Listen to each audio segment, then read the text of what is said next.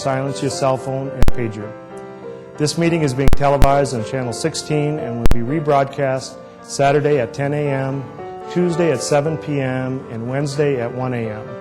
Thank you for your cooperation.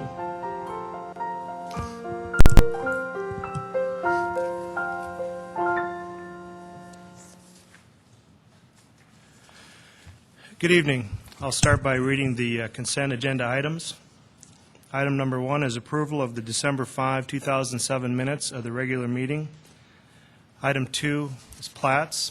Item 3, an ordinance of the City of Sioux Falls, South Dakota, rezoning property west 60th Street North and North Career Avenue from the AG Agriculture District to the C4 Planned Commercial District, petition number 2007-10-14, and amending the official zoning map of the City of Sioux Falls. Item 4 is an ordinance of the City of Sioux Falls, South Dakota, rezoning property at Sycamore Avenue and East 57th Street from the Sycamore Crossing Plan Development District to the C4 Planned Commercial and Brooks Crossing Plan Development District, petition number 2007-12-09, and amending the official zoning map of the City of Sioux Falls. Item 5A is an ordinance of the City of Sioux Falls, South Dakota, rezoning property at East 41st Street and South Faith Avenue from the AG Agriculture District to the RS2 Residential District, petition number 2007-12-19, and amending the official zoning map of the City of Sioux Falls. Item 6 is a conditional use permit in the C2 Commercial District to allow motor vehicle display and sales at 125 North Marion Road. Item 7 is a conditional use permit in the RS2 Residential District to allow an after-school program at Hillcrest Baptist Church at 4301 East 26th Street. Item 8 is a conditional use permit in the C2 General Commercial District for an off-premise sign within 600 feet of a church at 3501 North Cliff Avenue.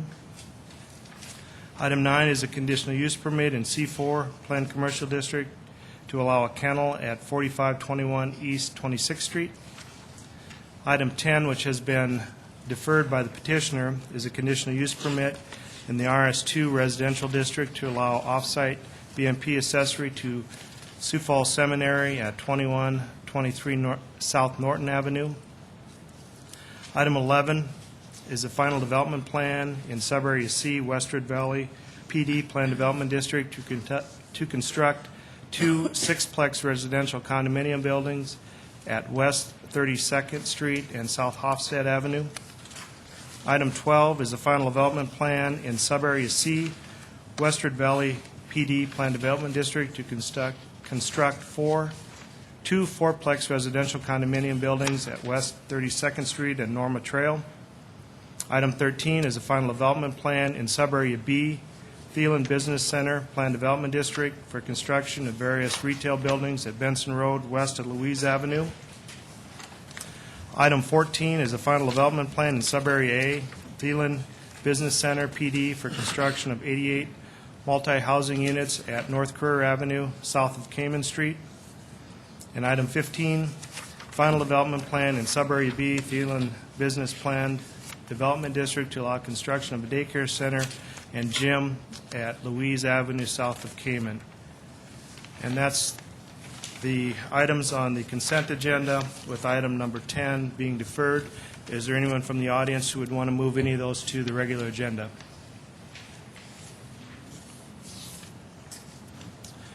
If not, is there any commissioner that would like to move anything to the regular agenda?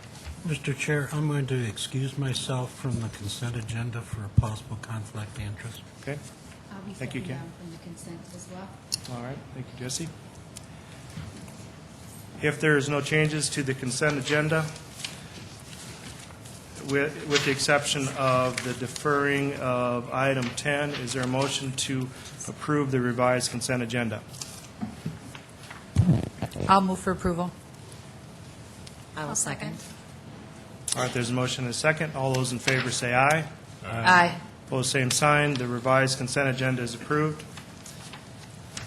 On the regular agenda, there is 2 deferrals, and that's number 18, which is an ordinance of the City of Sioux Falls, South Dakota, rezoning property at East 57th Street and South Sycamore Avenue from AG Agriculture District to the Briarwood Estates North Plan Development District, the RC Recreation Conservation District, and the RD Residential District, the RS2 Residential District, and the Briarwood Estates South Plan Development District, petition number 2007-12-07, and amending the official zoning map of the City of Sioux Falls. That's number 18. It's been deferred. And then item 23 is also deferred, and that is an ordinance of the City of Sioux Falls, South Dakota, a major amendment, petition number 2007-12-31 to Chapter 15.45.070, Lundstrom's Plan Development District, PD 59 at West 69th Street and Ralph Rogers Road, allowing changes in land use as reflected in revised sub-area regulations. 23 has also been deferred. So with the two deferrals, is there a motion to approve the revised regular agenda? So moved. Second. There's a motion and a second. All those in favor say aye. Aye. The revised regular agenda has been approved. So our first item tonight will be number 16 on the regular agenda, a resolution amending the future land use map as part of the Sioux Falls 2015 Growth Management Plan, petition number 2007-10-13 at West 85th Street and South Western Avenue from single-family, multifamily, and office institutional land use to an allocation of mixed-use and multifamily future land uses. Staff report, please. Good evening, Commissioners and audience. My name is Steve Randall, representing planning staff on this item tonight. And if you excuse me, I have a little hacky cough picked up in Los Angeles, so I brought my water with me. Smog. Smog. This item was deferred at the last meeting to allow the applicant time to work with the neighborhood, and they have done so, keeping us informed of those meetings and the results of those meetings with changes in plans. I've given you pretty much the same report as we gave at the last public hearing, except, as noted, in bold print. This application was deferred at the meeting to allow time to discuss the application with neighborhood representatives to discuss the plan, and they have provided us new information, and that's included in the presentation this evening. On the basis of these additional meetings, the applicant would like to present to you the changes that have been made in the plan and the reasons for those changes, basically indicating a mixed-use development, which is now shown on your plan as a new color, actually purple, showing a mixed-use designation for future land use. The plan that they are presenting presents the general character and potential capacity for development and the proposed land uses. The initial development plan proposed includes a number of new features that were not available to us before and have come about because of meetings with the neighbors. I'm going to let the applicant present those clarifications to you this evening. On that basis, I believe that staff has reviewed the intent of the plan for future land use. You will have an opportunity to look at a rezoning application and a preliminary subdivision plan in the future that will tie down many of the concepts that are being presented to you this evening.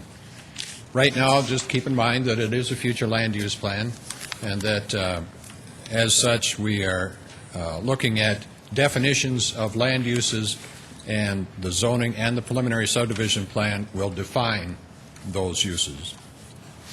Single-family residential development is included in the plan. Planned development zoning is proposed in the future. They have included mixed uses of live, work, building complexes, and we think is an exciting new concept for mixed-use development in the City of Sioux Falls.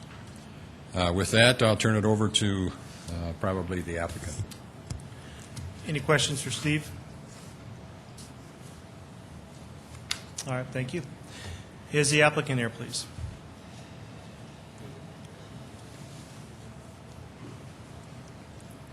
Hello, I'm Clayton Jameson, 6309 Grand Prairie Drive. Since the last meeting we had here, we had two neighborhood meetings, and they were pleasant, challenging challenging to learn from the neighbors, also challenging to work within the structure of changing the 2015 plan without the fine print, giving the neighbors the assurances that the plan will actually happen as we talked about it. So within that context, we made compromises, and we tried to address every one of the concerns. As you might see from the change to the 2015 plan, we stepped out a border that is now single-family to give the assurance within the structure of this mixed use and the change to the 2015.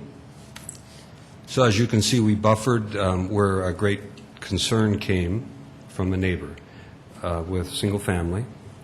And then down below that, we gave an additional buffer to the people to the south that were concerned that a gas station or some such thing could be put in there. So we stepped those out of the mixed-use category so that that cannot happen. Now, even within that context, what we have is we have a lot of verbal assurances to the neighbors on what will go into this area and how it will go into that neighborhood. So that assurances will come with a very close following request to rezone and a preliminary subdivision plan. And with that will come the details on things like height restrictions, restricting various uses that are found to be undesirable in this neighborhood. And so my impression from the neighbors is that they'll give a tentative approval to this with the assurance that we're going to come forward on the 14th with a rezoning plan and the subdivisions clearly spelled out on what the rules are. And so that'll come before, it'll be submitted to the planning department before the council meeting.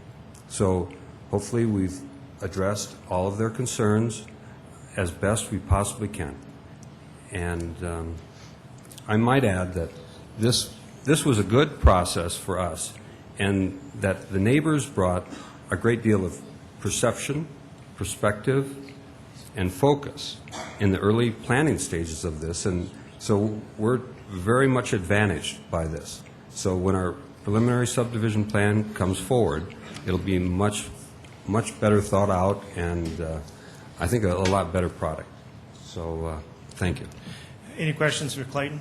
Mr. Chair, Clayton, I know that this process is a little unique and new to the development community, but looking at the concept that you've put forward, this preliminary layout plan, I want to commend you for taking the time to develop a layout that I think is the best that we've seen, or at least I've seen so far, under these new rules in terms of mixed use and also access. So I'm really excited about what I see, and can't imagine why, with the rezoning, attention being paid to rezoning and the final subdivision plan, this can't turn out to be a very high-quality development. So thank you.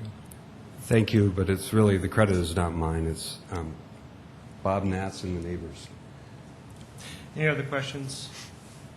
I'd just like to confer with Meredith. I know it was frustrating for you the last time to be here for a future land use amendment, and I appreciate you heeding what the neighbors had to say, and it looks like it can really be a really beautiful and exciting neighborhood to be a part of. Thank you. All right, thank you, Clayton. Anyone else from the audience care to speak on this item?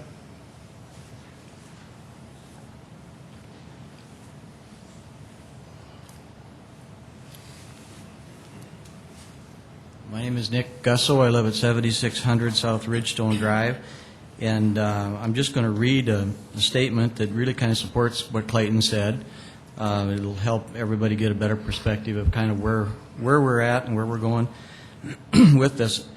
Since November 7th Planning Commission meeting, the affected neighbors met with Site 2 twice, that's Clayton's company twice, and among ourselves several times in order to come to a resolution satisfactory to all parties. We would have liked to meet with Site 2 additionally, but were unable to in the holiday interference, but we worked around that. Site 2 has verbally addressed some of our concerns already, such as additional single-family buffer, row on the west side, no gas stations, etc., in the development. They will involve us in planning throughout the rest of the PD process through regular meetings and updates.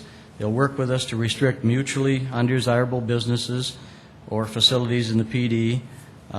We'll hear our concerns and deal with light, sound, appearance, and operation issues throughout the process and in the covenants. Site 2 has said they are open to 2 or 3 neighborhood representatives to work with them to develop mutually agreeable PD design, uses, and covenants, which I think is great. Neighbors' biggest concern has recently been what guarantees do we have. Site 2 assures us that they have these things on record tonight and throughout the rest of the planning and approval process. And we can be assured all these things will happen. Assuming that this is accurate as stated, then we're generally comfortable with the concept. Any questions for Nick? Mr. Chairman, Nick, what would be one or more undesirable land uses or building uses for this project? Well, we have quite a list, and Clayton actually has developed, Clayton and Bob have developed a list and shared with us, and it's going to be kind of a go through a list of type businesses and scratch them out, so it could be a pretty lengthy list of undesirable businesses, but we'll just have to work through that process. Thank you. Any other questions? Okay, thank you. Anyone else care to address this item? All right, if there isn't any, is there commission action on item 16? Mr. Chair, I would make the motion to approve the future land use amendment. I'll second. All right, there's a motion and a second. Any commission discussion? All right, if not, all those in favor of item 16 say aye. Aye. Opposed, same sign. Item 16 is recommended for approval. Item 17, an ordinance of the City of Sioux Falls, South Dakota, rezoning property at 801 through 807 North Cliff Avenue from the O General Office District to the Scooter Plan Development District, petition number 2007-11-23, and amending the official zoning map of the City of Sioux Falls. Staff report, please. Thank you, Mr. Chair. My name is Shauna Goldammer, and I'm representing planning staff. And as I indicated at the briefing earlier, I will be not attending these on a regular basis anymore on the Planning Commission meeting because I will be fulfilling a different obligation within the city as the zoning enforcement manager. So I look forward to working with you in a different capacity. However, tonight I am here representing planning staff on various items this evening. The applicant is proposing to redevelop the site and sell motor vehicles of less than 400 cc's, such as mopeds, in a new building. In the late 1970s, a comprehensive rezoning of properties within the Whittier neighborhood provided opportunities for development. The subject parcel was zoned to the O Office District to provide transitional land uses. Staff recommends a planned development district which allows redevelopment of the site in a very low-impact commercial use.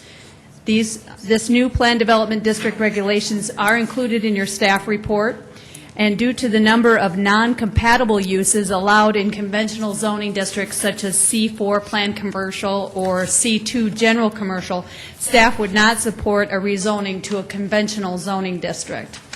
The applicant has provided conceptual redevelopment plans for purposes of the rezoning request. Under the planned development district, a requirement of a final development plan will be necessary prior to construction on the site. The site is currently has one unimproved lot and 2 single-family homes. It's a total of 3 lots. The concept plan depicts removal of these homes and building one building on the northern portion of the site. The applicant has met with surrounding property owners and is willing to discuss impacts to the neighborhood. Because the application does offer a redevelopment opportunity and offers a small infill-type development, staff does recommend approval of the rezoning, and the the sub-area regulations are included in your addendum packet, revised to show 400cc motor vehicles. And the applicant is here this evening, has also provided pictures of the types of motor vehicles that they wish to sell. And I'd be happy to answer any questions. Thank you, Shauna. Any questions for staff? All right, thank you. Is the applicant here, please?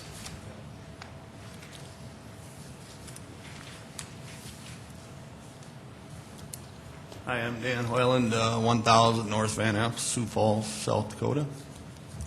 And she just pretty much said everything I was going to say in a nutshell. So Okay. basically all I want to do is I want to sell little motorcycles and scooters and four-wheelers and things like that there. I see a lot of these little places around that have like just a small amount. They're, unorganized and everything. So I thought if I just put up a big area there and just, went for it, I'm hoping to be able to make it doing it. I don't know. So, Okay. Any questions for Dan? Do you plan on doing repairs or anything? I was going to attempt to do some service work there. I got to get some books and learn how to do, because that's another thing. Most of these places sell them scooters, but nobody ever fixes them. They don't service them. So I wanted to make sure it was I was able to take care of the people too, so. Other questions? Dan, how does somebody demo one of these? Is it typical, are these street ready? When I get them in, in a crate. I have to put them together somewhat. And the under 50cc ones, you need to have a driver's license and insurance. You don't need a title for those. So, probably about 50% of the ones that, the littler ones don't need titles. And the other ones, you have to have a title and license and everything in order to be, street legal and have a motorcycle license and things like that. So. Okay. So over 50 cc's, you'd need a motorcycle license to drive one of these? Yeah. Under, you don't? Yeah. Thank you, Dan. I have a question. Do you plan to have all of the inventory inside, or these crates that you talked about, will you be stacking those outside? Or? Well, when I get them, I'll put them all inside, and then I'll put them together, and then I'll move, like I was hoping, alongside the building. If you look up there on the south side, maybe display them out kind of right beside the building there, maybe put 5 or 6 of them out there so people can see from the street. And I was thinking about maybe putting a glass window, up front, a display window, so people can see them too. So. Okay. Any other questions for Dan? All right, thank you. Okay, thanks. Anyone else care to speak on this item? If not, is there commission action on item 17? I'd move for approval, Mr. Chair. I'll second. There's a motion and a second. Is there any commission discussion? If not, all those in favor say aye. Aye. Opposed, same sign. Item 17 is recommended for approval. Item 18 has been deferred by the petitioner, and that is a ordinance of the City of Sioux Falls, South Dakota, rezoning property at East 57th Street, South Sycamore Avenue from the AG Agriculture District to the Briarwood Estates North Planned Development District, the RC Recreation Conservation District, the RD Residential District, the RS2 Residential District, and Briarwood Estates South Planned Development District, petition number 2007-12-07, and amending the official zoning map of the City of Sioux Falls. Again, number 18 has been deferred by the petitioner. Item 19 is an ordinance of the City of Sioux Falls, South Dakota, rezoning property at southwest corner of 69th Street and south, and there is a correction here. It says South Sycamore. It should be southeastern Avenue from the AG Agriculture District to the C4 Planned Commercial District, RA1 Residential, and the RS2 Residential Districts. Petition number 2007-12-12, and amending the official zoning map of the City of Sioux Falls. Staff report. I'm going to present to you three applications, the next three items, which are rezonings at the same intersection in the southeast part of town. And I'm going to present to you the staff report that was completed at the time staff reports went out to you and to the applicants with recommendations for deferral. And I'll explain the reasons why. At the same time, those recommendations included the possibility that because of the holidays and so on, the applicant may wish to come forward this evening and present to you a response to those comments by staff. So if we can do it that way, I'll proceed. The applicant is proposing at the southwest corner of 69th and southeastern Avenue to allow future development of 28.3 acres of residential zoning along and south of East 69th Street and 10.5 acres of commercial zoning at the southwest corner of the intersection of East 69th Street and southeastern Avenue. And a subdivision plan has been provided, and it will be looked at as a later item on the agenda. Staff has not had time to look at the revised plan and compare it to the preliminary subdivision plan, so we'll leave it to the applicant to do that. Basically, planning considerations are presented to you this evening as the corner of East 69th Street and southeastern is a minor arterial intersection that could allow neighborhood commercial, convenience commercial land uses, and commercially developed areas should be compact and well defined so that their impact on adjacent neighborhoods is minimal. Developing neighborhood and community commercial centers will be subject to detailed review, including specific site and building plans, impacts on environment, traffic, utilities, public services, and adjacent properties. And that partly has to do with the subdivision plan review. The scale and architecture of neighborhood centers around the should be strictly residential in character at this location, and uses should be limited to those which serve the immediate area, such as commercial, retail, and service centers. In looking at the plan that we received in the application and then sending comments back to the applicant with the recommendation for deferral, basically had to do with land use transitions. We felt that they should provide acceptable land use transitions from the commercial land uses to low-density residential uses planned to the south. And then the applicant is considering staff comments about these land use transitions and may present you a revised plan tonight. They have presented a revised plan. It's included in your addendum, and I'll let the applicant address that. And that concludes staff report. We've had no other calls from neighbors. Any questions for Steve? All right, thank you. Is the applicant here, please?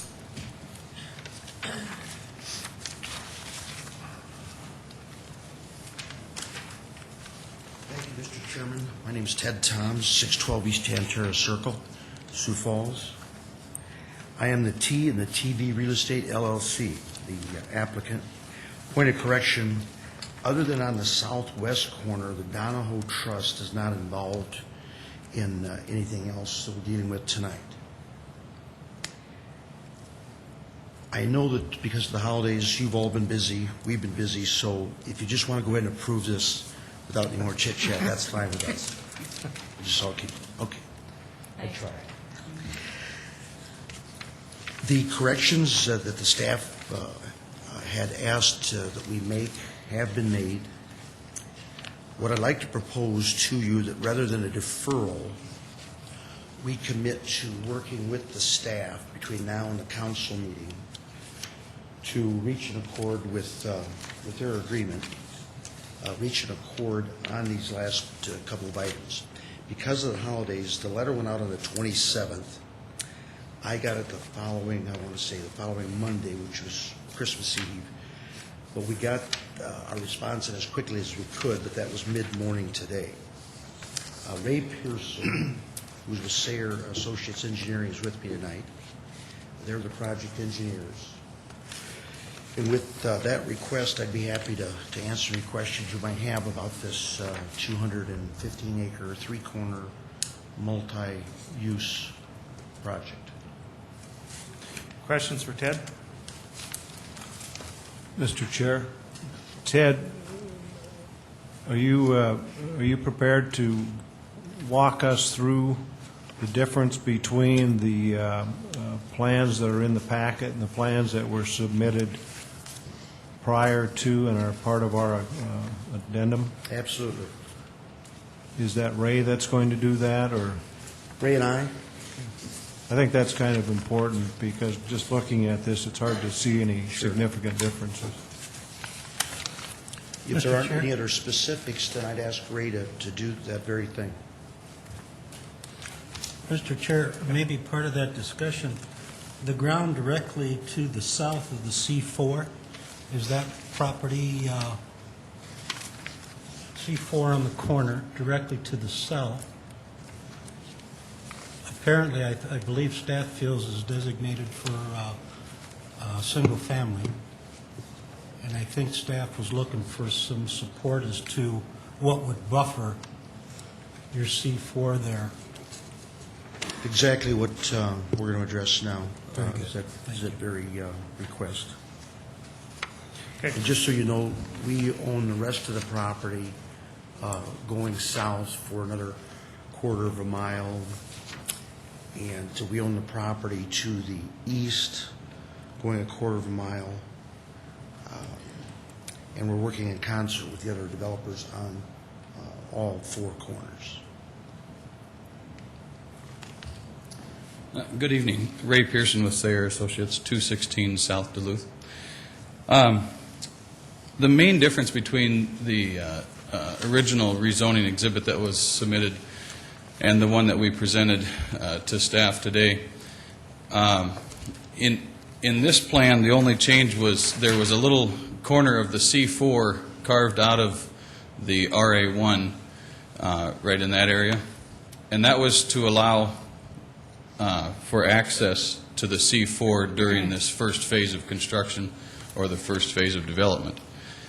The first phase of development is planned to begin this year.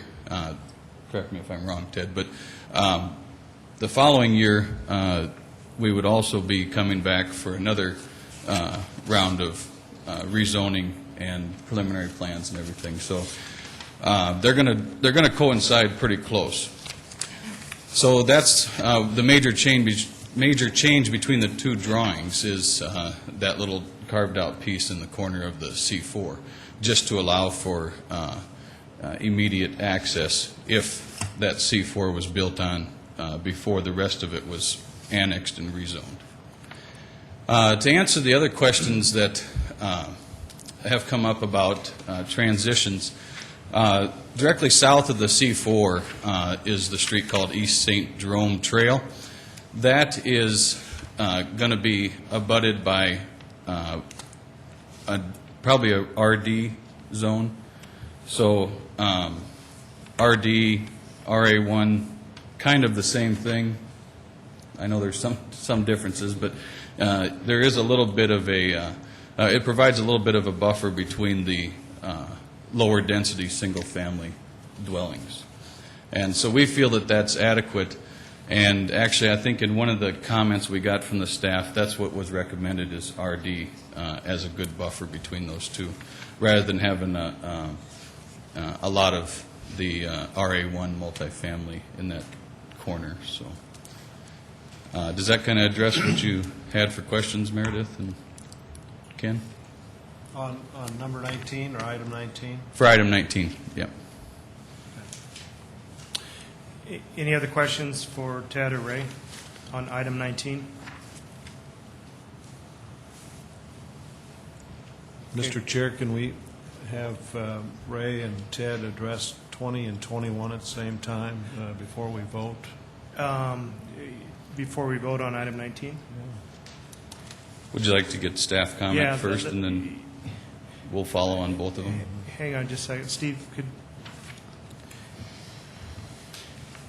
I think you could take these one at a time. Actually, the four corners of this intersection are pretty independent, I believe, anyway, as far as their land use relationships. They don't really relate to each other than access points that'll be worked out in the subdivision plans and engineering final access approach approvals. What I would ask, though, is how does the revised plan affect the preliminary subdivision plan? I haven't seen the revised subdivision plan that would go with the revised zoning plan. Steve, before you sit down, the request of approving this with your guys' review before council action on this, is that something that's doable? It's something that we don't normally do. You can't approve a rezoning with a condition for approval. According to city policy is that we don't approve rezonings with conditions, and that would be a condition. Okay, thank you. So Steve, if I hear you correctly, you're saying that when we get to item 31, we don't have a revised piece that's going to match up with what we see here for that preliminary subdivision plan? Yeah, I don't know if we do. I don't know if we do or not. That would be something to ask the applicant, because I haven't seen a revised plan that does match what they're proposing. Thank you. Any other questions for Steve while he's up here? All right. Any other questions for the applicants? Gentlemen, when we get to item 31, will you have a revised preliminary subdivision plan that matches to the other piece? Yes, we have a revised subdivision plan that matches and is according to staff planning comments and also engineering comments that were submitted to us. Part of our packet? No. I don't think you have the revised plans. They were submitted on the 20th and 21st of December, somewhere around there. So nothing for us to look at this evening? I have them with me, but just one copy. So. Gotcha. Thank you. Revised plans now typically come into the engineering office as an electronic document, and they're routed for plan review and comments sent back to the applicant until a recommendation for approval from the city engineer is given to the applicant. We don't see the final revised plan in our office until it's ready to come to you. Thanks, Steve. All right. Thank you. Is there anyone else in the audience who would care to speak on item 19?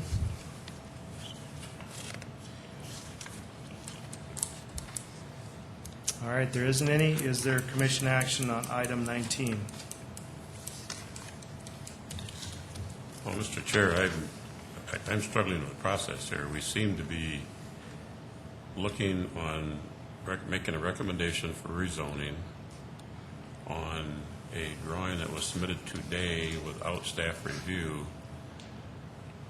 And what happens if the staff reviews this and finds additional issues that need to be responded to? Or are we to assume that all these issues have been responded to properly and staff will not have a problem with that? It's kind of some moving parts in here that maybe I'm a little uncomfortable with, but if staff's okay with that, I don't know if I got that impression. I may be jumping the gun. Yeah, I'd love to have a comment from staff just before we proceed any further as to why this couldn't be deferred for a month until all of the items are settled on. The question on Jeffrey Schmidt from City Planning staff. The question on deferral has to really go back to the applicant. Staff can't address that. From the proposal that you saw and what staff made the recommendation on to what's being proposed in this revised proposed zoning, there isn't a significant change. There is not. There isn't really a big difference for us to make an argument for or against. I think you need to weigh it on its own merits. It's 69th and Southeastern. It's on a commercial corner. It's going to be C4. We're going to see the preliminary plan later in the evening.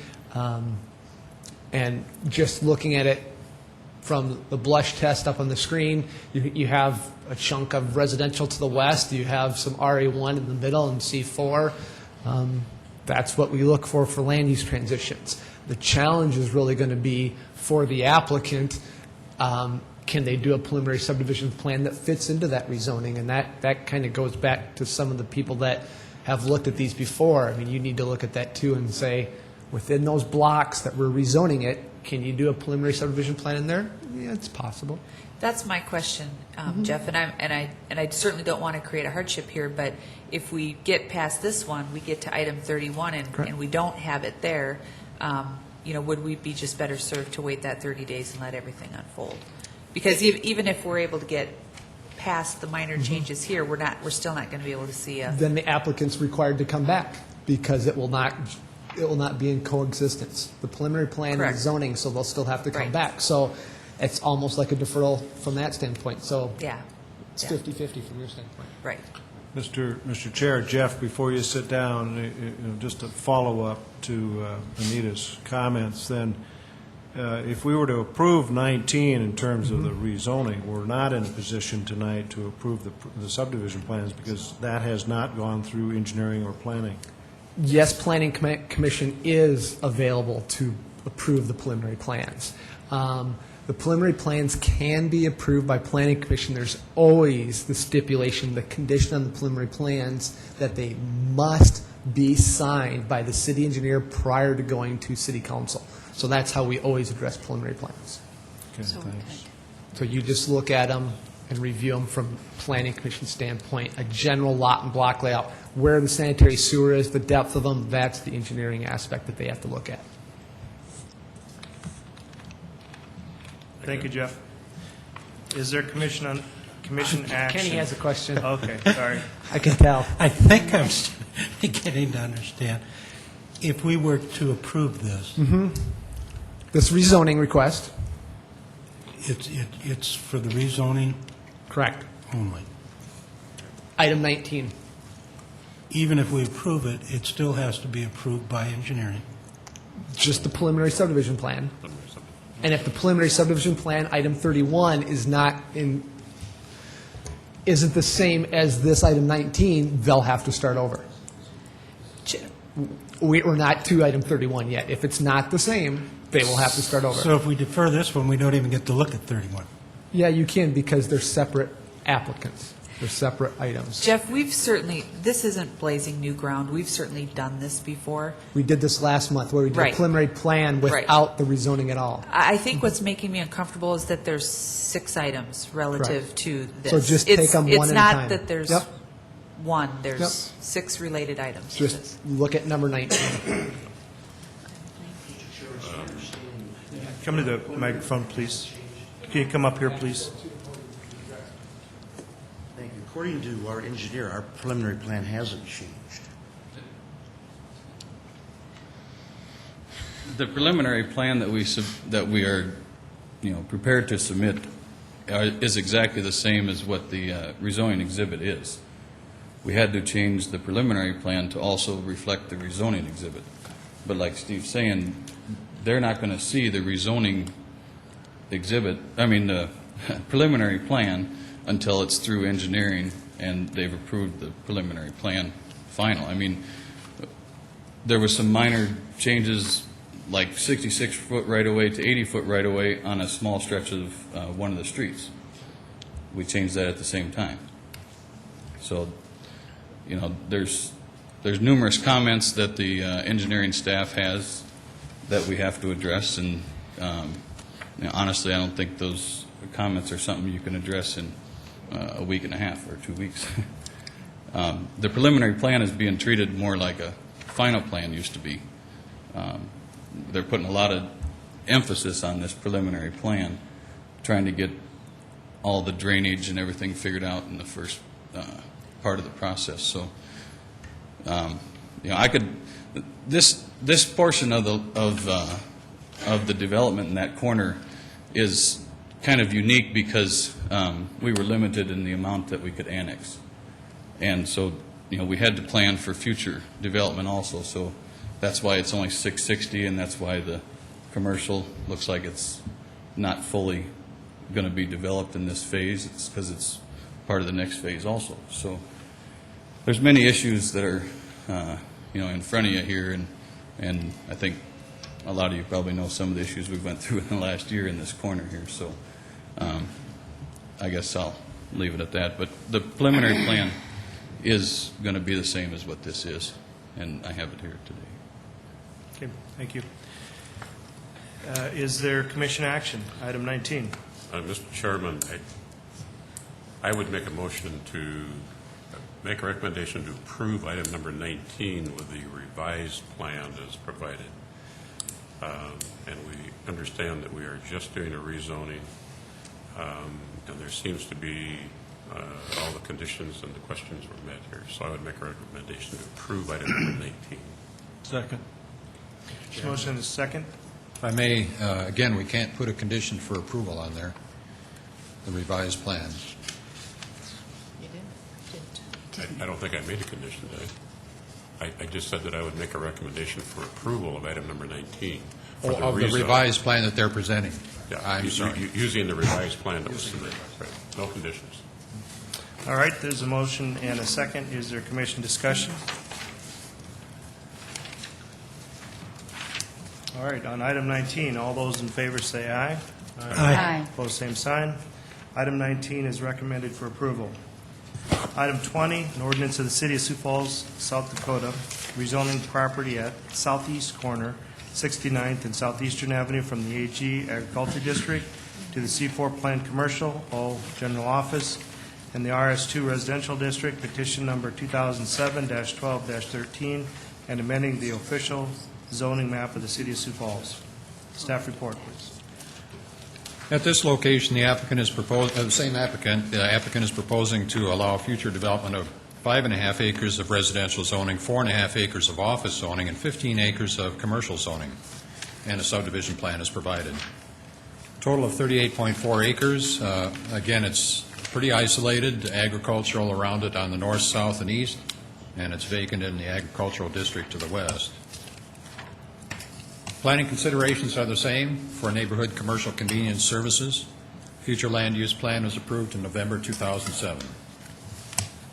Those plans have been included in your packet. Staff report is based on the application that we received. It does not address the revised plan received today. In the subdivision plan, they're providing lot, block, and street layout for development of one commercial tract, one apartment tract, one office tract, one apartment tract, and 2 single-family residential tracts. Got apartment tract in there twice. I'm sorry. Sewer is a consideration in that it won't be available until it's brought through adjacent properties from 57th Street. Again, staff notes that the applicant should address acceptable land use transitions from the commercial land use to low-density residential areas planned to the south. The applicant has considered these staff comments and is ready to present to you a revised plan this evening, and I'll conclude my remarks at that point. Any questions for Steve? All right, thank you. The applicant, please. Thank you again, Ted Toms. I hope we made it clear that the concern you had with the ensuing items are addressed with the preliminary plans that you have.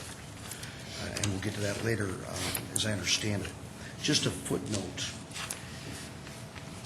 We applied to come into this process in August of 2005.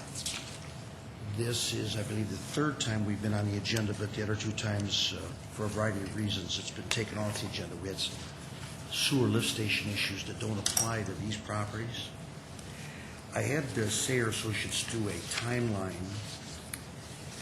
and the reason the deferral concerns me is the length of time we've been at this. He states here that the earliest we can expect to begin installing infrastructure would be May 1 of '08. So a deferral puts me into June. That's if all goes well from here. And that's why another month in this case, dead of winter doesn't seem like much. But by the time we go through the rest of the process, we'd go from May to June. It could be, in that case, as much as 2 months behind. So we've worked hard the last 2+ years to clear up a number of issues. And then as far as the engineering goes per se, between now and the council meeting, should you approve this tonight, any of the engineering issues will be addressed, dealt with, and resolved. Otherwise, we couldn't get through the city council process. Thanks. Ted? Question, Mr. Chair? Did I hear you say earlier, now you own the rest of the ground to the east and to the south of this parcel? That's correct. Thank you. Any other questions for Ted? Okay, thank you. Anyone else from the audience care to speak on item 20? If not, is there commission action?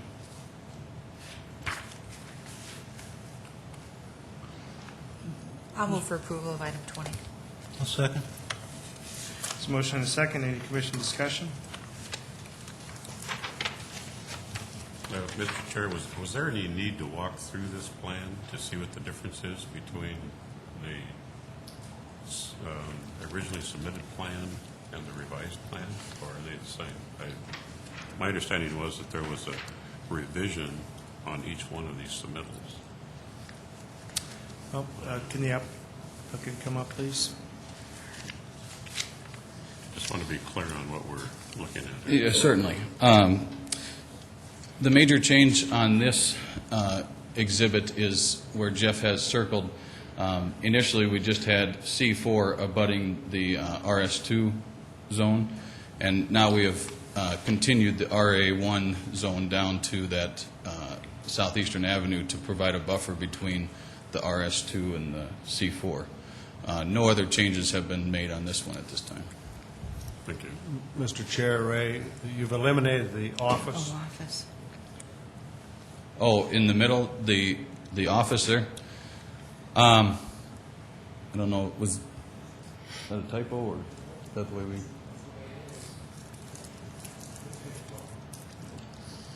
Well, do you want to address that change?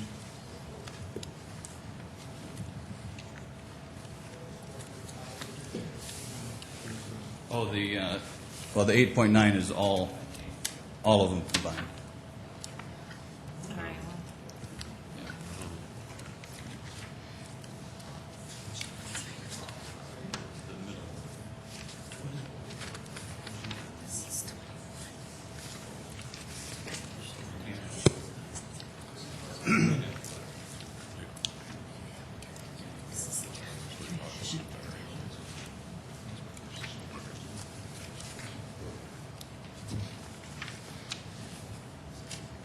Okay.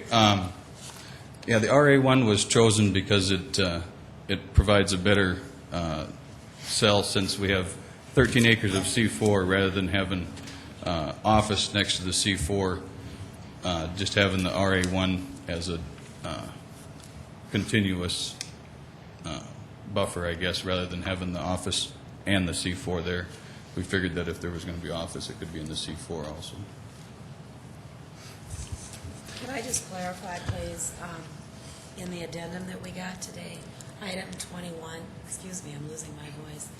Item 21 is noted as this picture, and you've got item 20. And what we have as item 20 must be 21, so. You have it right on the screen, Jeff.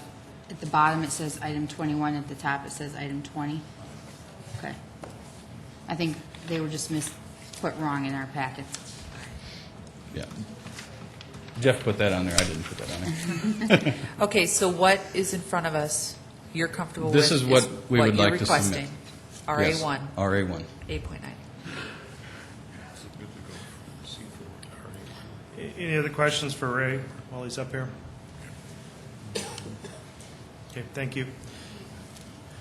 There is a motion and a second on item 20 for approval. Is there any discussion? Mr. Chair, I would make the motion to approve the... We have a motion and a second. Oh, I'm sorry. For approval. Never mind. Is there any discussion?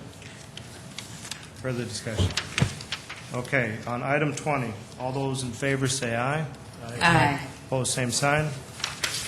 Item 20 is recommended for approval.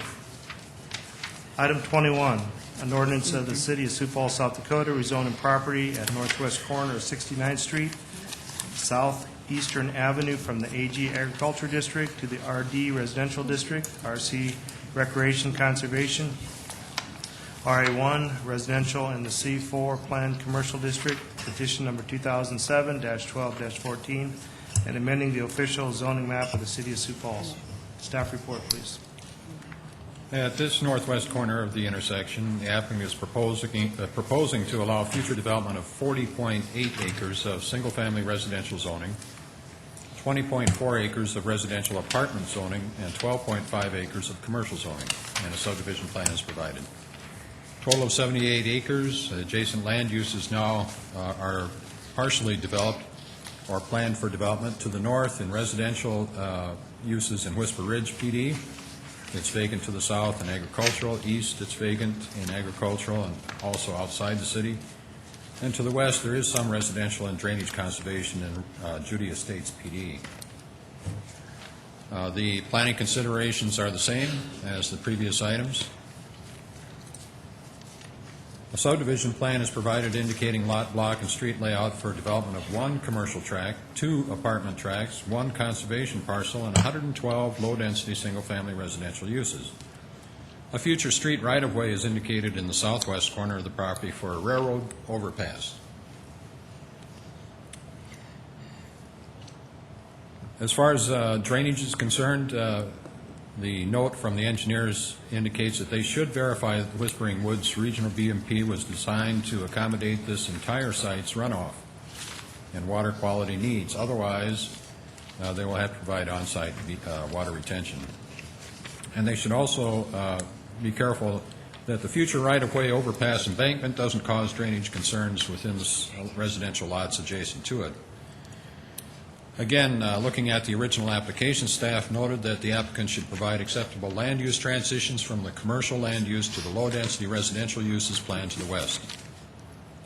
The applicant has considered those and submitted a revised plan included in your addendum packet, and I'll defer to the applicant for an explanation.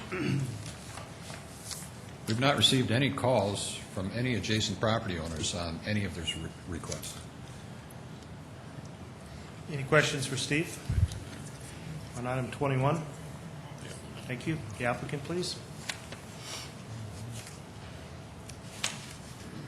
Ted Thomas, thank you again. The only comment I'd make in this instance is, on this particular parcel, we're going to put in a 2 to 4 acre pond right in the very corner.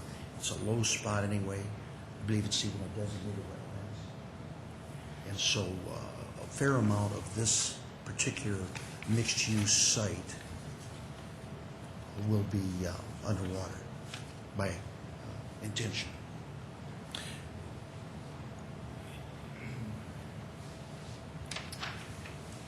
Ted was referring to the southeast corner. It'll be similar to 57th and Western at Bracco, how they have a pond in front of their businesses there. That'd be similar to that. Again, here the major change was the addition of RD to provide a transition from the C4 to the residential area. We chose just to put 1.7 acres there to maybe provide a double front duplex or something like that in that corner. So that's the only change that we had on this plan. All right, questions for Ray or Ted?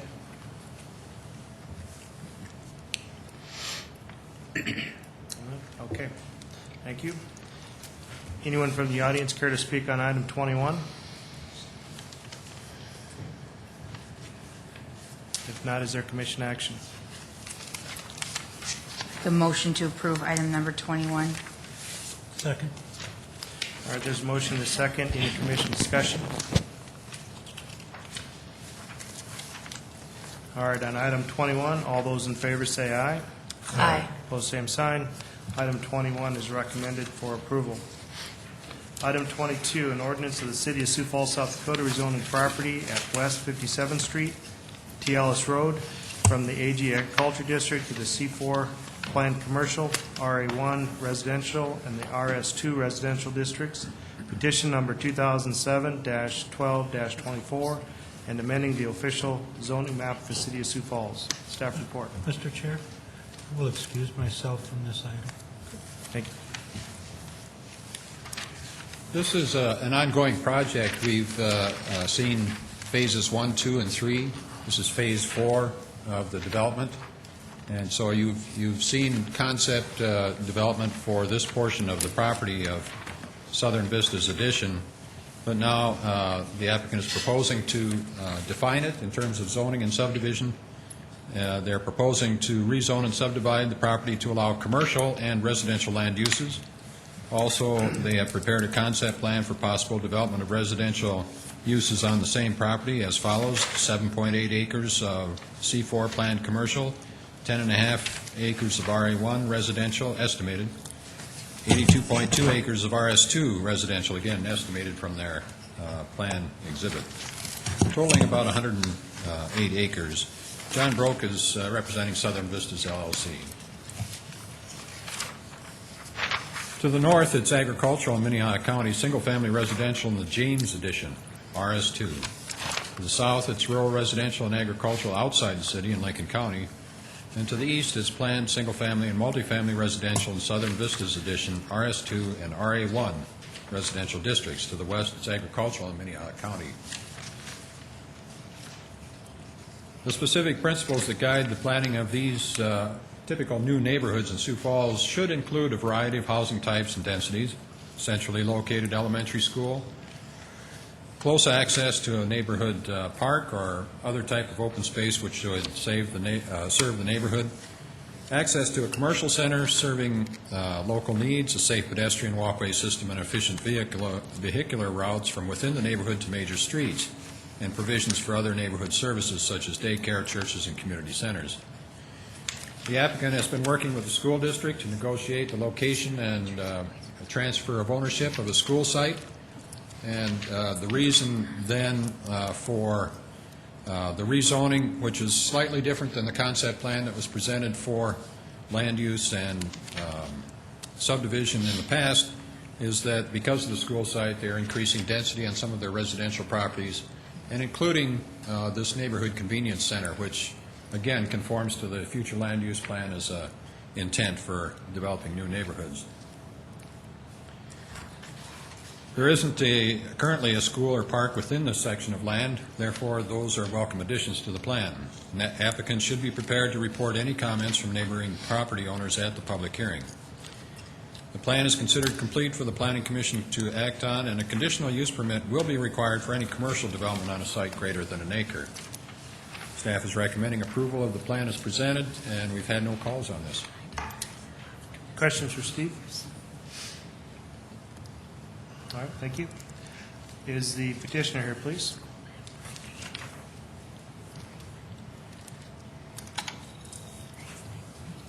Mr. Chairman, members of the commission, my name is Damian Grebel with Earhart Griffin & Associates, 300 North Dakota Avenue, Suite 114, Sioux Falls, South Dakota.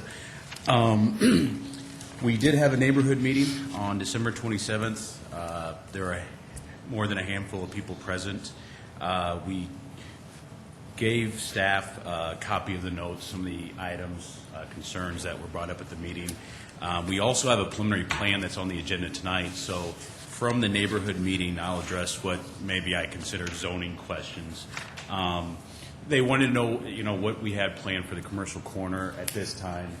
We don't have any definite plans, but they were okay with that. The other questions that came up, just kind of informative. Were the city limits going to change with this plan? No, we're not changing city limits. And the school district boundaries, were they changing with this plan? Again, no. With the zoning, we're not changing the school district boundaries. So, again, we had a very, very good meeting with the neighborhood, and at that time, nobody spoke out against the rezoning request. So I would appreciate your vote of approval. All right, any questions for Damian? All right, thank you. Anyone from the audience care to speak on item 22?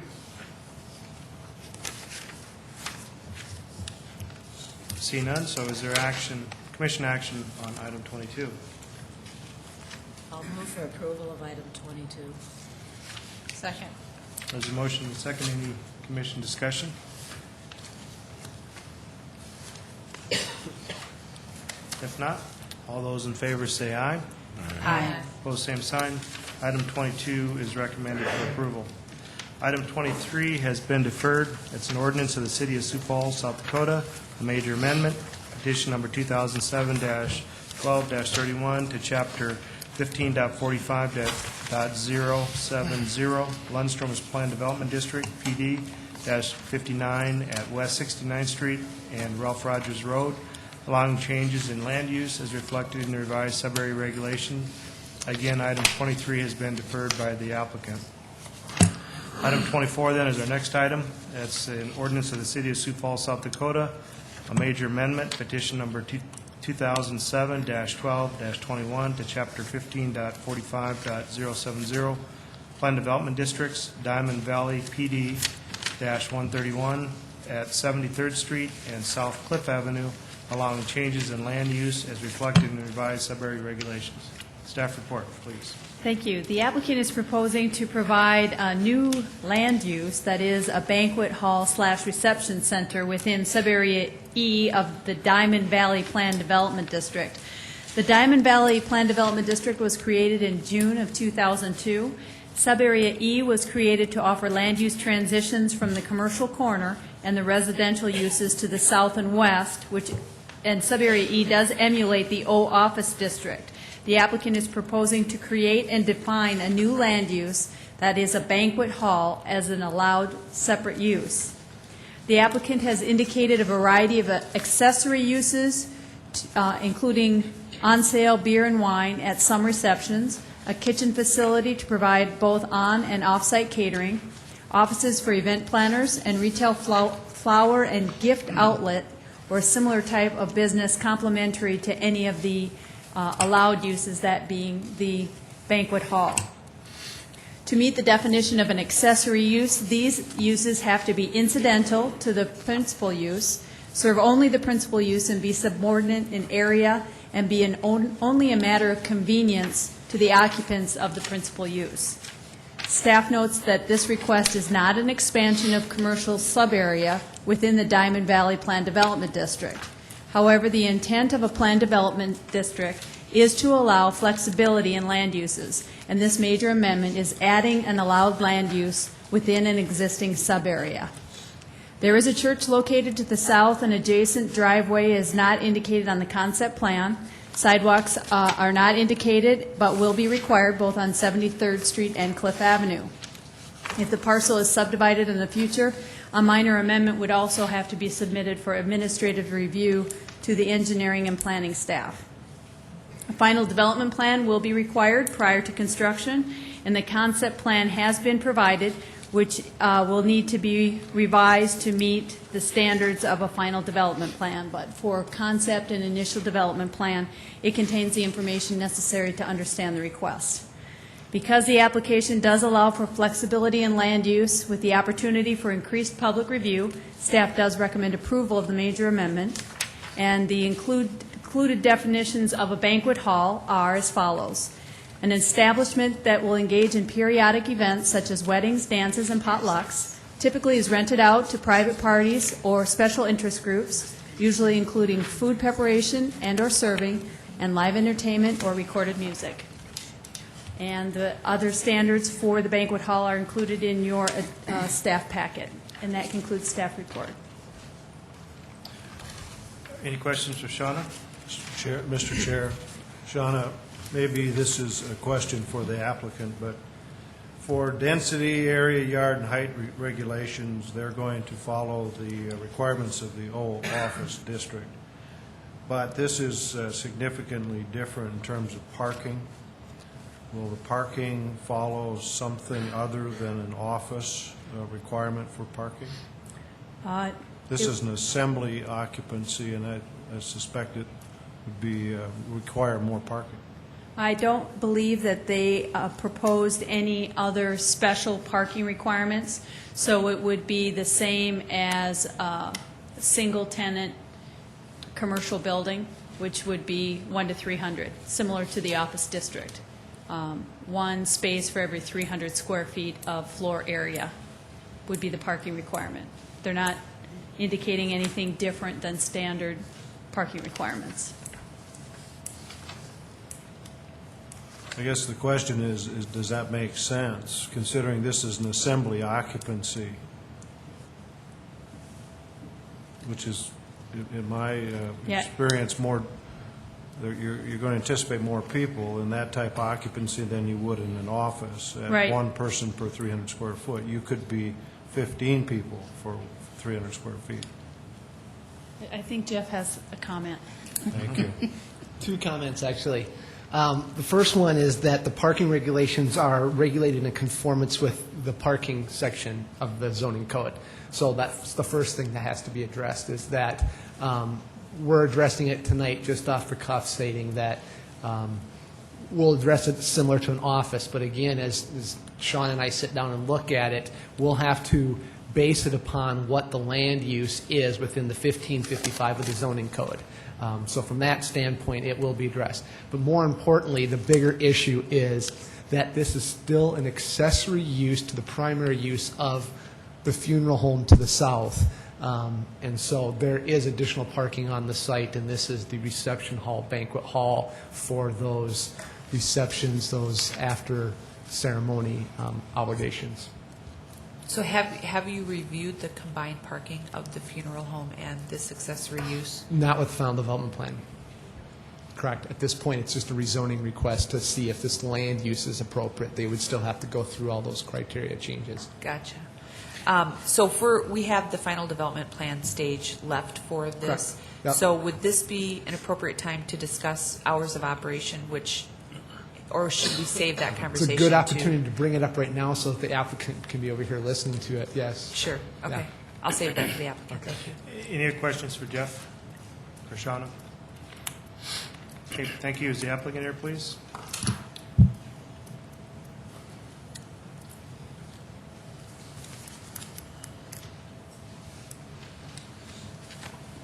Hi, Phil Schmitz. I'm the applicant. The plan that's put up there, it is 1 to 100. So we did take into consideration for the parking, Meredith, when we talked about that. When we bought the land originally, it was going to be just for a funeral home. But as our business has changed, we at our facility now, we serve over 150 meals a year. And so what we decided to do was to put a separate facility on the land so that we don't mix what I call sad with glad. So that after, like right now, if you came to our facility on the west end of the building, that's where the lunch would be or the reception after the funeral. And sometimes that interferes with what's going on in the rest of the facility. So in our Brandon facility, when we built a soundproof area inside the building, and that works okay. We just think that this is the next logical step for us because it is something that we do almost all the time. And so I don't know if that answers your question or not. Hours of operation, most of the time we think it'll be used for funeral receptions, but we didn't want to limit ourselves to that. We checked around the Sioux Falls, Brandon area and found that in most instances, if you wanted to have a wedding reception, you were 2 years out if you wanted a facility big enough to accommodate a couple hundred people. And so we wanted to be able to offer that to the community and thus allowing beer and alcohol. I mean, we do have now requests to serve beer and wine at the funeral home in the evening, and that doesn't happen very often, but we allow them to, if they want to bring in, a bottle of wine and celebrate the life. We think that having this, a separate facility is a much better situation for everybody involved. So, we think it'll be busy on, we hope it would be, in the evenings, on weekends and so forth, to accommodate other things other than funeral receptions. But that was our primary purpose. So you'd be comfortable with putting standard business hours around that, as if you were a bar or a... Well, we're only going to be open when we have a need. So it's not going to be like it's going to be open 8 to 5 or 8 to 9 or something Right. like that. If there's nothing going on in the facility, it'll be closed. But if we said we'd sure like you out of there by 2 a.m., you would be... Oh, yes, oh, yeah, okay, if that's the standard, yeah, we sure would be. Yeah. Yeah, if that's standard, is that what the definition of standard hours are for something like this, 2 a.m.? Yeah. Yep. we Any would. other questions for Phil? Thank you. Okay, thank you. Anyone from the audience care to speak on item 24? If not, is there commission action? Mr. Chair, I would recommend approval of item number 24. I'll second. There's a motion and a second. Any commission discussion? I would like to talk about maybe some limited hours of use on this. Yep. I think it's a unique concept. I think it can work real well for the business they're in. I think I have a little concern about wedding receptions. And I get the impression that if I wanted to have a family gathering or a party, I think I could rent the room. I think this is going to be adjacent to single-family properties.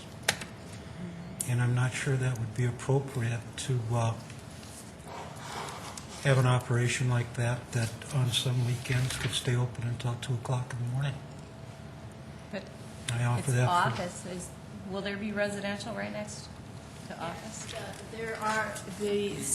There is, yeah, show the zoning if you could, Steve.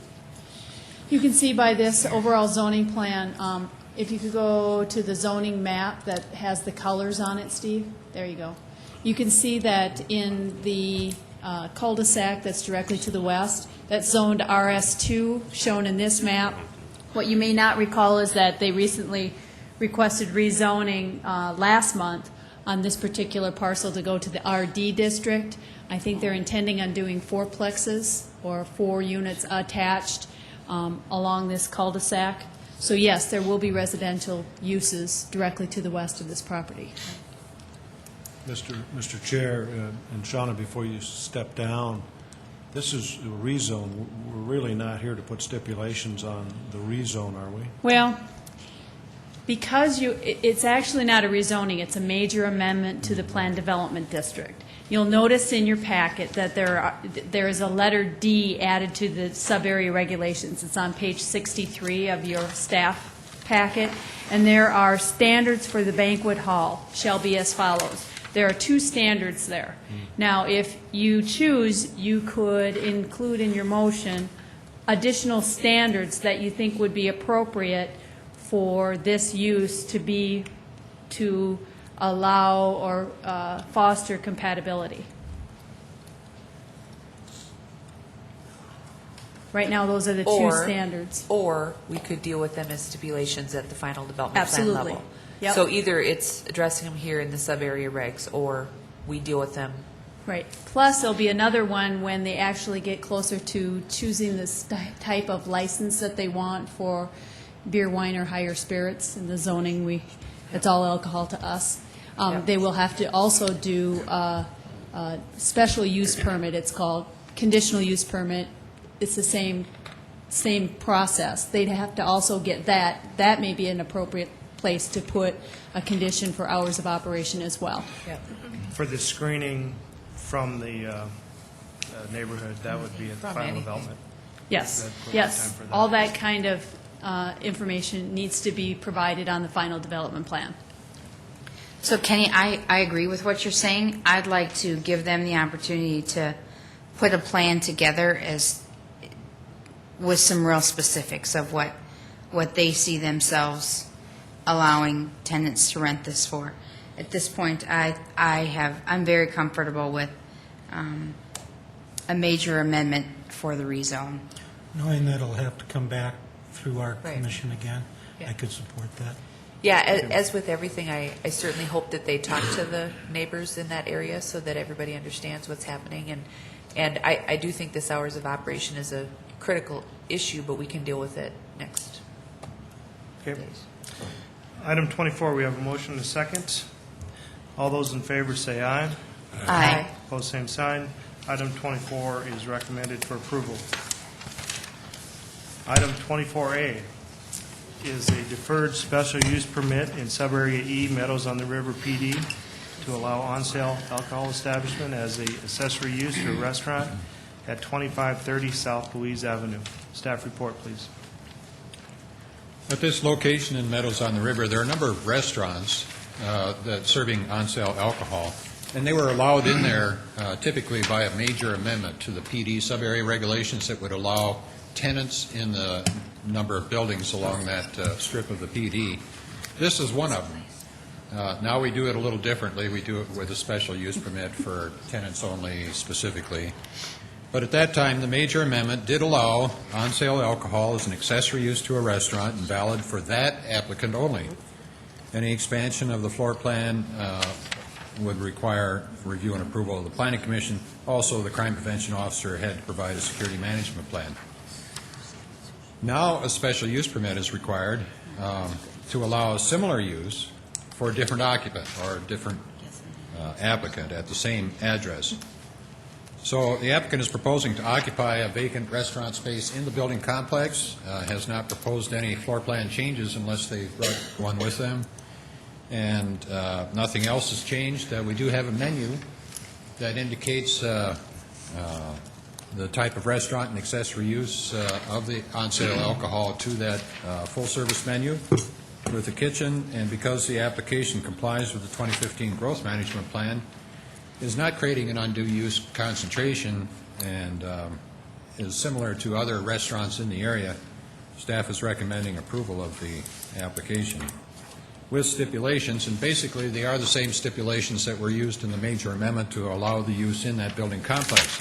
That is, one, the on-sale alcohol use as an accessory use to a restaurant and valid for this applicant only, and any expansion of the floor area of the on-sale establishment will require review and approval of the Planning Commission. And number two, the crime prevention officer is to approve a security management plan prior to business operation. Basically because we have two different tenants occupying the same space. We've had no calls on this, and that concludes staff report. Thank you, Steve. Any questions? Thank you.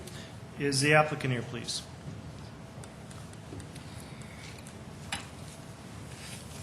Good evening. My name is Roger Su, 916 4th Street in Rapid City, South Dakota. Oh, sorry. Sure. Do you have anything to add? I'm sorry? Do you have anything else to add to the item? No, sir. Okay. Is there any questions for the applicant? Okay. Thank you. That's it. Thank you. Anyone from the audience care to speak on this item? If not, is there commission action on item 24A? I'll move for approval With the stipulation? with stipulation. I'll second. All right, there's a motion and a second for approval with two stipulations. Is there any discussion? If not, all those in favor say aye. Aye. Opposed, same sign. Item 24A is approved with the two stipulations. Item 25 is a conditional use permit in the RD residential district to allow a church at 1600 West 7th Street. Staff report, please. On this one, the applicant is proposing to construct a building for worship. A church is a permitted special use in the RD residential district because one of the principal frontages is not on an arterial or a collector. A conditional use permit is required for this church. The standards for conditional use for a church are as follows. These uses shall be located in an area where their impact on adjacent properties would not be detrimental due to their large traffic situation or parking lots. They shall be designed to minimize their impact on properties of a residential nature through screening, setbacks, landscaping, and other appropriate measures. A conditional use plan has been provided. However, it does show the footprint of the building, but the height and architectural information regarding the actual structure has not been provided. Staff found that that was an important component of this and does have a condition of approval that the Planning Commission has the opportunity to review architectural elevations. The distance from all building lines to the property lines at the closest point has been required. However, the plan depicts parking in the side yard, which is not allowed, and that is also a recommended condition of approval. For supplemental information, the change in use may impact surrounding drainage system in the general area, and staff notes that a certified drainage plan will be required with any building permit requests. The parking lots are required to be screened from residential uses. There are residential uses on 3 sides. A 4-foot fence will be required to be indicated on the plans for building permit issuance. Because the application does provide clarity to indicate the location, nature, and extent of the work proposed, and does require a complete plan check by zoning and building services prior to obtaining a building permit, staff does recommend approval of the conditional use permit with 3 conditions. First, prior to construction, the building, including elevations, is depicted, and building materials are provided or are approved by the Planning Commission. 2, the applicant will be required to construct the access, including curb and gutter, to engineering standards. And 3, that the plan is revised to reflect the minimum standards of the zoning ordinance for parking and landscaping. We did receive a Comtrack message. That is the web link that the mayor has on the city's website. This was received into the website on Christmas Eve, December 24th, and it is in opposition. I'll just kind of read through, summarize here.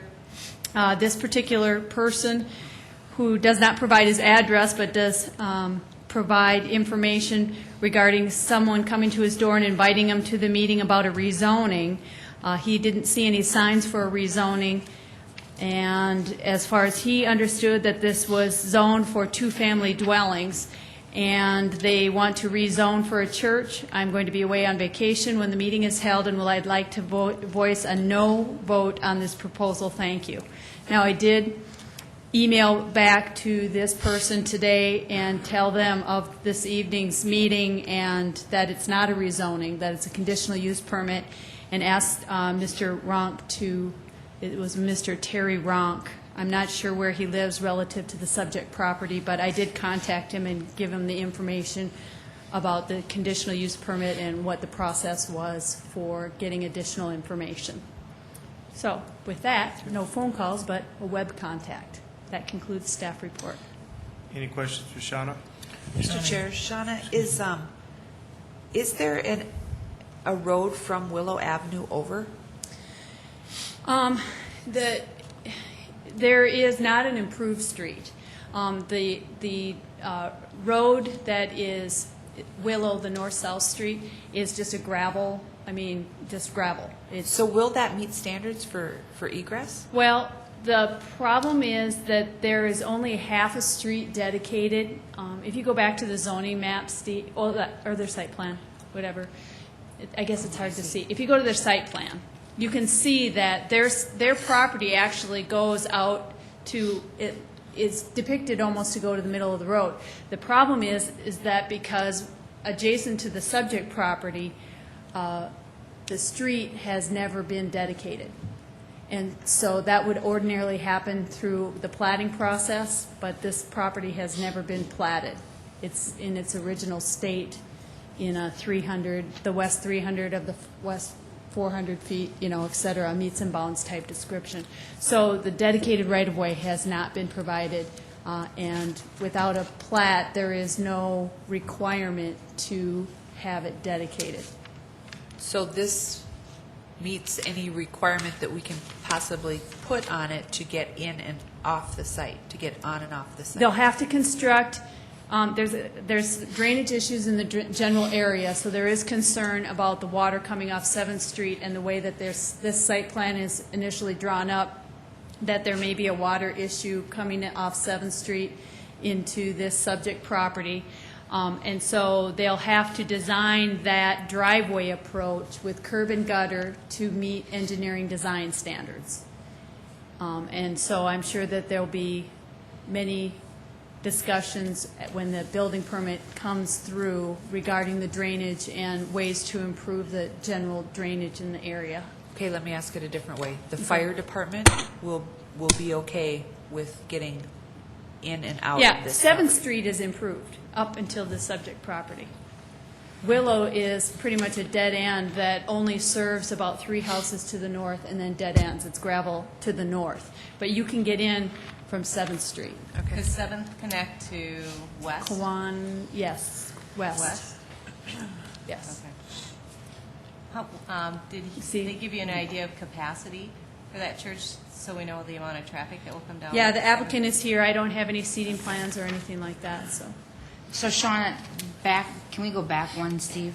So they'll construct this part of the street for this 200 feet? Right Okay, there. What they'll have to 200 feet, construct is okay. the driveway approaches. okay. And so that portion that Steve is indicating, they'll have to make sure that the street is connected properly to their driveway. Got it. And so, I'm sure there'll be discussions to probably offset it because they don't want people screaming down the street and coming right into their driveway. They'll probably offset it so people have to make a little turn. I don't know. But they'll have to have engineering approval and build it to engineering design standards. Any other questions? Ken? Shauna, could engineering request that that be platted and get the rest of the We ground to can complete ask that for street? just about anything we want, but there's no requirement there that they would have to provide a plat.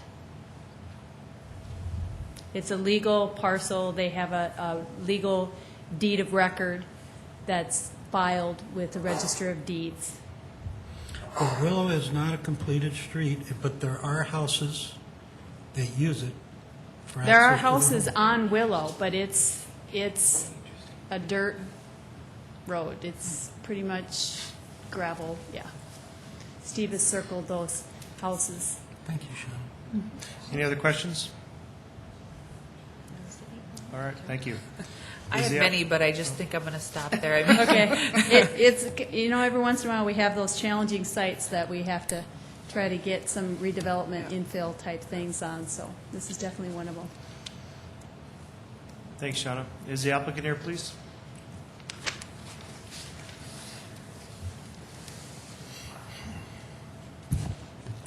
Yes, Chairman. And my name is Asif Zabi, and we are requesting to construct a small building for worship on 1600 West Willow.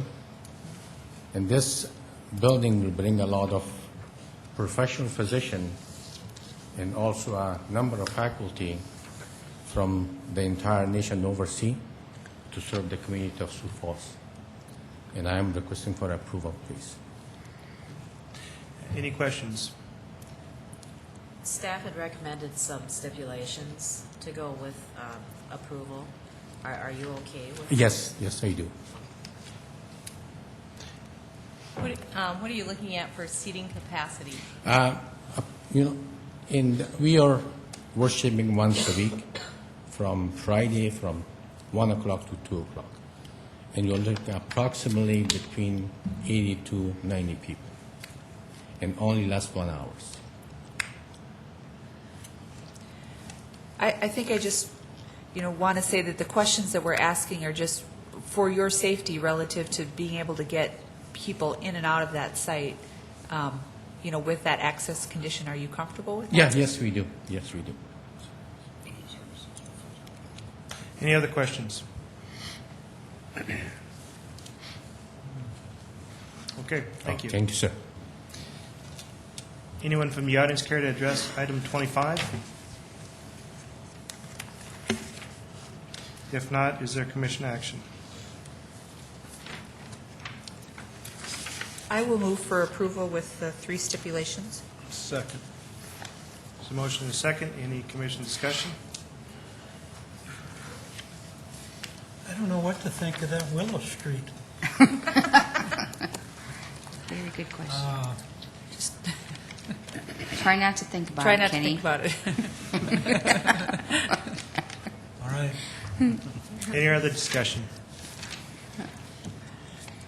All right, on item 25 with the three conditions, all those in favor say aye.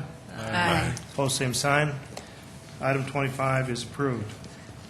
Item 26 is a conditional use permit in the C4 Planned Commercial District to allow retail trade and service on a parcel greater than an acre at southwest corner of South Marion Road and West 18th Street. Staff report, please. The applicant is proposing to construct an auto parts store. The applicant has provided a plan drawn to scale. Staff notes that landscaping plan has been provided, which will need to be revised to meet the minimum standard of the zoning ordinance. The setback of the building is depicted. Due to the length of the building, a 25-foot building setback is required along 18th Street, and a 20-foot building setback is required along Marion Road. The building location will be needed to be changed slightly with building permit requests. The structure is a single story and the height is not indicated. The conditional use plan depicts a 20-foot setback line, but not the distances at the closest point as required on a conditional use plan. The location of the parking spaces are indicated. Public sidewalks will be required with the development within the right-of-way on both 18 and Marion Road. Because the application does provide clarity to indicate the location and nature and the extent of the work proposed, and does require a complete plan check by zoning and building services prior to obtaining a building permit, staff does recommend approval of the conditional use permit. And that concludes staff report. Any questions for staff? Thank you, Shauna. Is the applicant here, please?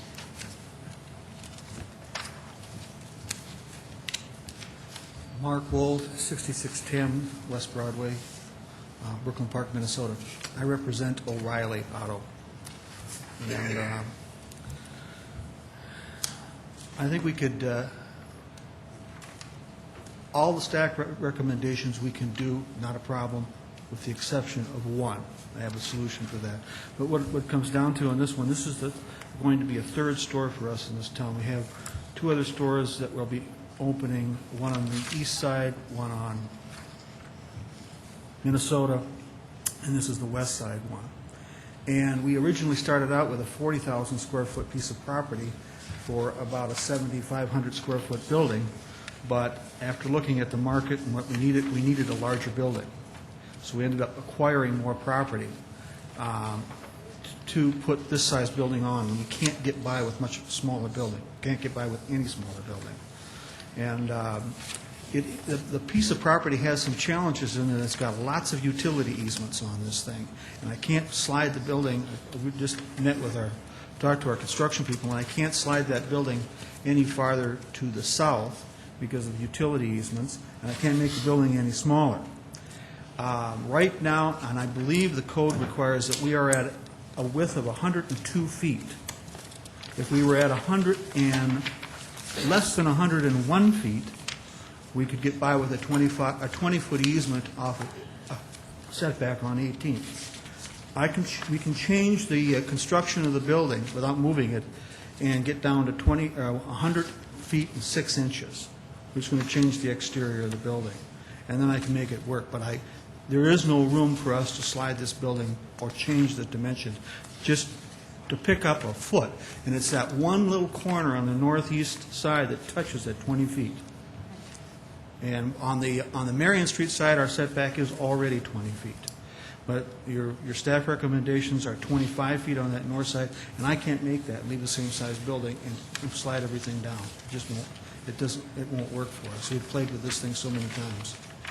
And if you can, I said, if we can change that, I can get the building under 101 feet down to 100 feet and 6 inches, and then we will meet the coding as I understand it right now for a 25-foot for a 20-foot setback. I thought it was our staff said it was under 101 feet. The other thing that we're just clarifying is we believe that's a requirement of the zoning code, and therefore of the Board of Adjustment ruling. Okay. We're just looking at the conditional use tonight, and that would be with the Board of Adjustment. All right. Well, to get a variance. Well, I don't. I don't want to ask for a variance on it because I think we can meet the code you've got at the way thing is designed. We just change the size of the building. So whatever that says right now, we'll make it a little smaller. All right, we will act on a conditional use for this property.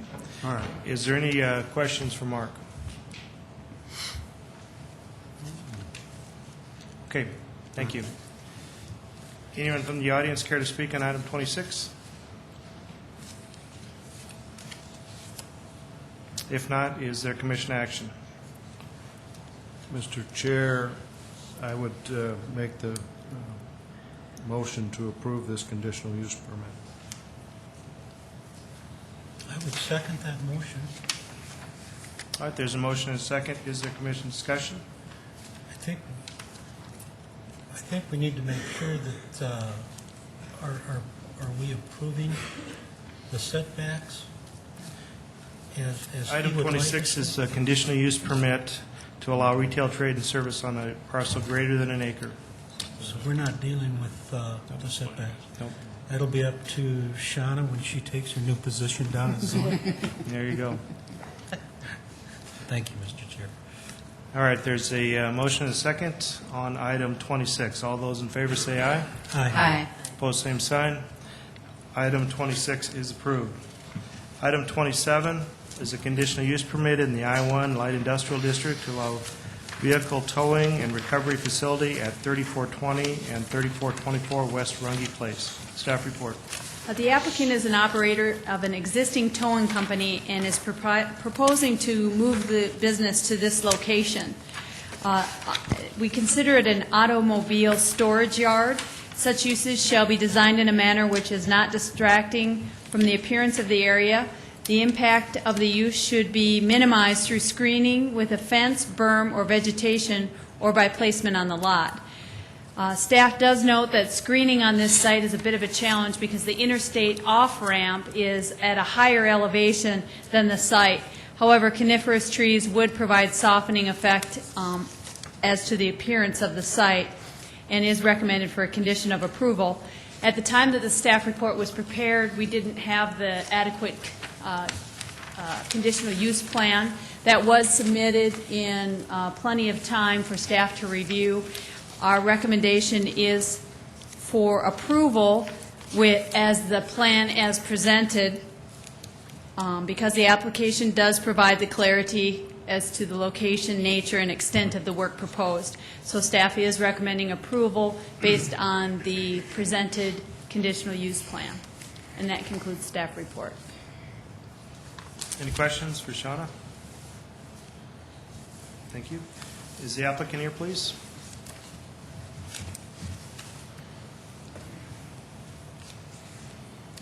Hello, my name is Paul Giese. I'm owner of Jim and Ron's Towing, and I have no problems at all with the requirements that they're asking for the conditional use, except for a concern that we have about the coniferous trees along the interstate. We're proposing a security fence to go all the way around, obviously, for storage of our vehicles for security. But along the interstate, that is the DOT's or the highways, or the interstate's fence along there, where there is no barbed wire at the top of it, which we were proposing for the rest of the area. Unfortunately, we can't do anything with that. That is a big concern for us for breach into the facility because of security reasons, since there is no barbed wire fence on the top of it. The coniferous trees are a concern. Even though we're going to have security cameras, the base of the coniferous trees will provide shade or provide coverage along the interstate, where if somebody would decide to cut through that fence, we would be unable to see, what's going on there. It could be a long period of time before we'd even notice any type of breach through the fence at all. With those trees being there, because of the base of the coniferous tree is so wide, it presents a concern for us, for security reasons, to put those trees along there. We would prefer, if at all possible, not to have the coniferous trees along the interstate for that reason. Like I said, we are planning on having cameras, but it still provides, an easy access for somebody to breach that fence line without anybody knowing it, from our facility. Any questions for Paul? Excuse me. Maybe more of a comment than just a question. You know, we might have a difference of reasons for the trees. Our purpose would be screening, you know, would be. No, I to- understand that completely. I realize that, you know, with what we're doing, you know, you want to try to shade that from the road. I just feel that with the height of where the off-ramp is, where our structure sits, it's actually looking down. Even if those coniferous trees are about 20 foot tall, you're still going to see into the facility. I don't feel that those coniferous trees would really provide for much screening along the interstate as it is, the way that off-ramp sits up so tall. I did bring a couple pictures, if anybody would like to see that, from the off-ramp and from down below, so you can see the height of that and what a coniferous tree would probably do or not do in that fashion. Oh, while you're showing those, if I could ask you, when you typically tow a car, how long is that on your site? It depends what we're towing it for. We do have contracts with the Sioux Falls Police, the Sheriff's Department, and the Highway Patrol. An average wrecked vehicle is there maybe 3 to 5 days, sometimes a little longer, sometimes less. We do also tow abandoned vehicles off the city streets. Those would range anywhere from 30 to 90 days, typically falling in the average of 60 days or less. We try to move them as quickly as possible because we don't want to have them there. But that is part of the reason why we're moving, because we need more space. We're running out of space where we're currently at. How many cars do you typically, where you're located right now, how many cars do you That we have on our property right now that have been towed? I'd say probably 100. I think my concern is it's such a visible site off that interstate, and there's certainly a need, but I've got a sneaky suspicion the cars you're getting probably aren't the newest vintages of cars. No, they're not, but it's not like it's a salvage yard. I mean, they're complete vehicles. The wrecked vehicles are the ones that would be of question, I would feel, and those are the ones that are leaving in a short period of time. The abandoned vehicles are typically complete vehicles, which would be no different than a vehicle in any other parking lot. Sure, there's exceptions to the rule, but primarily an abandoned vehicle is a complete vehicle, wheels, tires, and everything else. You keep airing the tires, or when you... If they're flat, no, we don't air them up. But I mean, typically these abandoned vehicles are towed off the city streets. They're usually whole in its entirety. Typically, not all the time. Granted, there are ones that are exceptions to the rule, but typically they're a full intact vehicle. And like I said, I feel the concern would be more of the wrecked vehicles that are a typical eyesore, and they don't stay very long. They're usually handled with insurance, or taken to salvage rather quickly after we get them. Thank you, Paul. Any other questions? Okay, thank you. Anyone from the audience care to speak on item 27?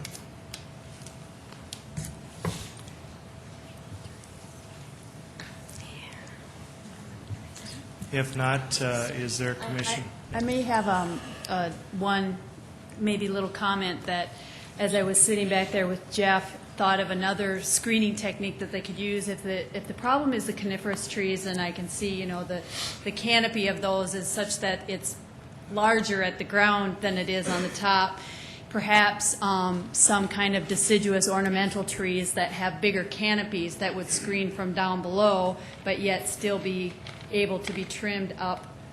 And so you'd still have the visibility at the ground level, but then still have a nice canopy at maturity that would screen from down in the interstate. Just a thought. Shauna, so maybe change it if the motion is made that way to be approved by the planning director? Or deciduous or coniferous. You could put deciduous, ornamental, or coniferous. Well, and they indicate on the plan coniferous trees, so you could put that as part of your motion. Mr. Chair, Shauna, the significant difference there is that you have screening half the year with deciduous trees. And certainly not much screening for 10 or 15 years while that tree is maturing. But they drop their leaves. Right. Whereas coniferous are supposed to be green year-round. I guess I'm not sure that this is even a good tenant for this location with or without the screening. Okay. Any other questions for me? Any other questions for Shauna? She's up here. All right. No one else from the audience cares to speak on this. Is there commission action or discussion on item 27? Oh, sorry. I am Dave Maidenwald. I own Dakota Cargo, which is right off of, I just purchased 3500 Hovland Drive. And I guess I've been in, I know Paul, been a friend, and I know the family. I don't like being up here under these circumstances, but I just purchased this property. If this goes through, we'll have adjoining or easement driveway that's equal to both of us. Right off that driveway, I have fuel islands. I haul heavy equipment, construction equipment and stuff, and I do occasionally come in and out with loads on. One of my concerns is, and maybe this can be resolved through between me and Paul, I don't know, but there's a certain amount of that stuff that gets picked up that doesn't necessarily leave. I had Westgate Towing and Repair for 16 years, and people pick stuff up, and they say they're going to take it out, and they pull it out onto the street, and they leave it sit there. Sometimes it gets picked up yet that day. Sometimes it takes a considerable amount of time to get it picked up. Some of it doesn't leave and gets towed back in the lot. I guess my fuel islands being right off the driveway concerns me a lot because the clientele that comes in and out of them tow lots. Some of the people that are towed for drugs, which are, them people are sometimes desperate for, they break into stuff and steal radios and stuff, whatever it takes to get money for their bad habit. You got the DWIs, you got the accidents, you got your snow removal. But as I say, some of the stuff doesn't leave. I'm not quite certain how Paul deals with that on the location where he's at. We had trouble with it on 6th Street. And I do come in with big equipment. If that stuff's sitting along there, I'm going to have trouble. We're in a trucking community. That whole community back in there is heavy with trucks. Being able to get in and out is a concern of mine. There's some other people that I have talked to that couldn't be here tonight. One guy's in the hospital. One lives down in Texas. There are a couple that are sitting with me here that maybe have a reflection on it too, but I'd like to work along with the whole deal, but I'm just not sure under the circumstances how it's going to work out. That's my biggest concern. Some of them people are rebellious over what happened for being towed.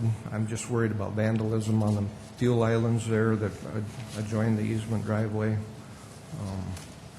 And, of course, the property that I've got around there also, but I guess that's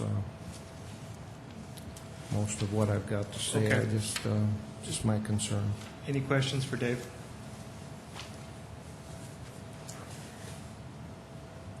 All right, thank you.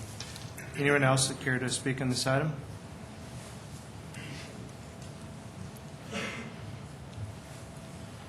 I'm Marlon Van Ruler of 3909 East 15th Street. I have the property next to what Dave has just purchased, and I'm very concerned about the vandalism and the theft that goes on around tow lots. I've worked with tow lots in the past, and I've seen a lot of the vandalism and theft that goes on around it, not just the tow lot, but also the other property around it. So I would like to see a no vote on this. Any questions for Harley? Thank you. Anyone else care to speak on this item? Come back up to the podium, please. In In reference to Dave's comments, the first person that was speaking, he was talking about vehicles that are left there that aren't picked up. I know that does happen at other towing facilities, but our current location, however, does not allow that. We're on Kiwanis Avenue. Where can we put a vehicle along Kiwanis Avenue? We can't. Therefore, our policy is the vehicle does not leave our property until it leaves the property and it's towed away. We don't just set vehicles outside the gate or set them on a city street. We don't allow that. We never have, and we never will. And as far as his concerns for vehicles being parked along that private drive, if you'll notice the plan, it shows that there is a 25-foot setback, which does not allow us to park anything along there. The only place there would be anything to park would be up in our parking in front of our building. Therefore, there will be nothing along that setback along there as part of the requirements for the conditional use that we have that. Currently, what he's referring to is there is a space along there where you could park vehicles along in there. And, yeah, I can see where it would be a concern the way it's set up right now. Well, with the requirements that we have to provide for through the conditional use, we have to have a setback there, so therefore those vehicles would not be parked along there. That will be a grassway along in there going up to our property line. Where his property comes up, I guess I'm not sure what he's going to have intended for his area there. I can't say that for sure. But in addressing the security concerns, we do provide for cameras. We've had one break-in in the last 2 years, which was recorded on our cameras. It was actually prosecuted. It hasn't been an issue for us. I know there are concerns with other towing companies, and it was for placement where they were located at. With the additional security that we do, and it's posted all over our property, that has really cut back on that. I can't say that he's not going to have concerns right now, or if they do at this present time, but I don't feel with moving our facilities to this location is going to create any more security or theft issues than they probably would have already, given the location where it's at. We are planning on having the lighting and the security cameras, and the fencing of the property as adequately as we can. Any other questions for Paul? Paul, there is an existing building there. You're going to utilize Correct. that existing building? Yes. We're primarily going to use it for putting our trucks inside. Most of our trucks are diesel trucks. We're going to use that to put those in for the wintertime and to work on our own equipment. Paul, I just want you to know, I speak for myself. I don't know how everybody else feels, but I'm more inclined, even understanding your concerns, that we keep those coniferous trees there. I have a concern that this is a major throughway for our city, that we preserve that, aesthetically. So, and I don't know what that means to you in terms of this site fitting for you or not fitting for you, but I just think we really need to visually provide some relief along that. If it has to be, it has to be. I like the idea of the other type of vegetation that she proposed. It would allow us to see that fenceway. I do can see where the concern is as far as in the wintertime. But if you look at that proposed plan or where the plan is, when you're coming up that off-ramp, the majority of the building is actually the cover for the structure. Unless you're going to be turning and looking backwards, you're not really going to see that, because where our building is and the building next to it sit up above and the property slopes downward. Most of that is covered by the structure themselves. If you look on that plan up there, there's really 3 to 4 trees that are actually going to be covering our property line along the interstate along there, where people could actually look over and see. But like I said, most of it is the structures, and this actual site, or this picture right here, doesn't show the other building, which is where the pointer is right now. There's another building that sits up there. So most of that is going to be covered up, by the structures that exist. And 3 to 4 of those coniferous trees that were proposed, you can see along there, would be the only concerns. So it'd be about half of what is actually shown versus the entire area. That would be an issue for, coverage. But I said I have no problem with doing the other style, and if we have to put the coniferous in, then we will. We like trees. Paul, how many cars will this site hold? I don't really know. You've got about 100 on site right now? We've got about 3 or 4 storage locations that we have, and we're trying to get away from that and putting everything into one location. There's small storage areas in different areas in our area, but because obviously as we've been growing, we've needed more storage facilities. We had our primary lot and then 1. Now we've added 2 more because we are growing. But because the area is so small and so difficult to find places to, put the vehicles, we decided to try to get rid of all those places that we're currently renting and move the entire facility into one location. Thank you. Anything else? Okay, thank you. Thank you. I think we'll close public testimony on item 27 and look for any discussion or motion. Mr. Chair, I don't think this applicant had taken the time to talk to his neighbors like we normally expect of conditional use applicants. That aside, I'm tempted to make the motion to deny this, but for the sake of discussion, I'll make a motion for a 30-day deferral to give this applicant an opportunity to visit with his neighbors and see if there's any way that those same people could come back in 30 days and support this conditional use permit. Mr. Chair, I would second that, and I think also there needs to be maybe some creative discussion relative to screening. I'm not sure the two screening options we looked at tonight we're comfortable with. Maybe there's some other approach that would give some time to maybe look at another option on screening. So I would support that. Okay, there's a motion on the floor and a second for a 30-day deferral. Is there any further discussion? All right, if not... It'd certainly help if the neighbors would come out certainly in favor of this. I struggle with being right along the interstate.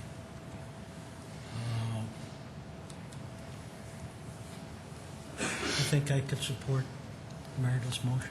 Just to give, Mr. Chair, Kenny, just to give you an idea, you've got 2.5 acres. That's about 100,000 square foot. Just designing parking lots, typically, I think civil engineers probably use 400 square foot per vehicle, and that allows for the car and the drive lane. So divide 100,000 square foot by 400 square foot and get a pretty good idea of how many cars you can put in this 2.5 acres.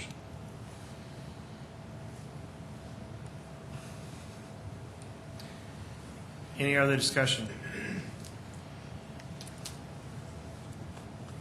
If not, the motion and second is for a 30-day deferral. All those in favor say aye. Aye. Opposed, same sign. Item 27 is deferred to the next meeting. Item 28 is a special use permit in subarea G, Taylor PD, to allow on-sale alcohol establishment at West 57th Street and South Marion Road.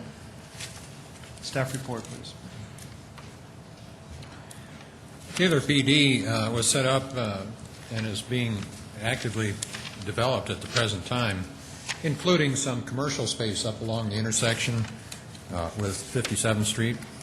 And so looking at an approximately 2-acre site, we did approve a major amendment to expand and allow commercial uses to expand at that intersection, including the subject property. At the time, the concept was a restaurant. The applicant is proposing on-sale alcohol as a part of a sports bar. Applicant being Thomas Thompson, M&J Ventures Incorporated.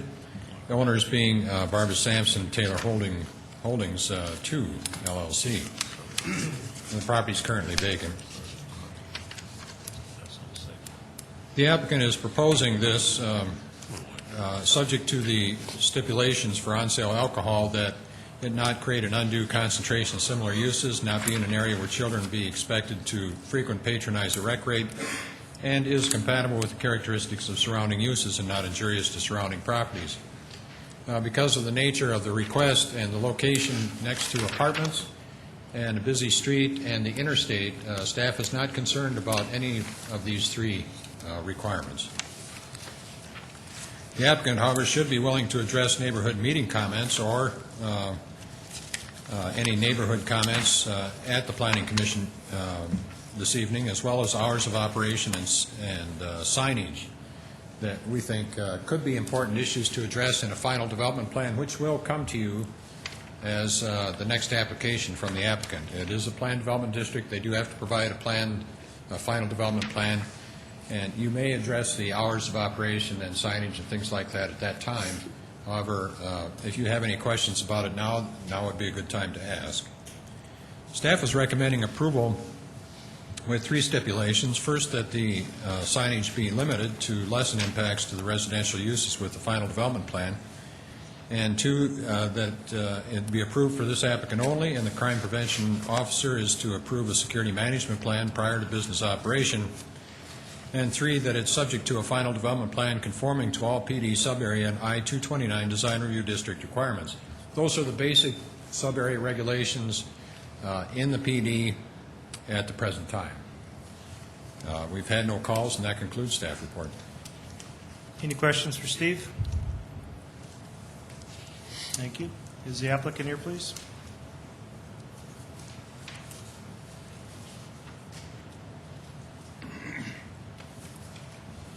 My name is Tom Thompson of 3900 South Bedford Avenue.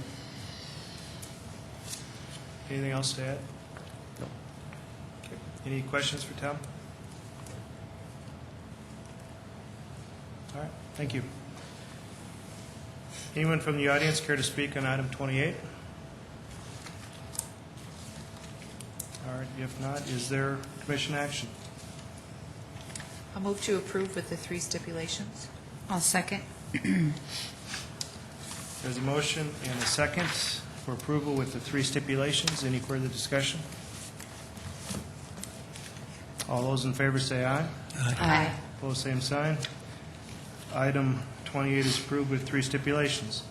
Item 29 is a minor amendment to Subarea B, Shadow Creek PD Plan Development District to increase maximum building height from 45 feet 0 inches to 46 feet 10 inches for office building construction at East 69th Street and South Cliff Avenue. Staff report.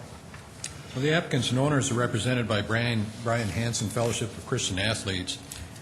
It's a final development plan that you did previously approve. However, in the process of putting together their construction and final design plans, they've discovered that they need an additional height on the building to make it work, and so they're applying for that minor amendment at the present time. The adjacent land uses are currently developing, as you know, out there for the University of Sioux Falls, and we also saw an application tonight for our proposed development to the west, and we've approved expansion of the University of Sioux Falls Planned Development District to include Sanford Clinic development on the corner. So there's a number of things going on out there at the present time, a minor one of which would be the height of this building, so staff is recommending approval. Any questions for Steve? All right, thank you. Is the applicant here, please?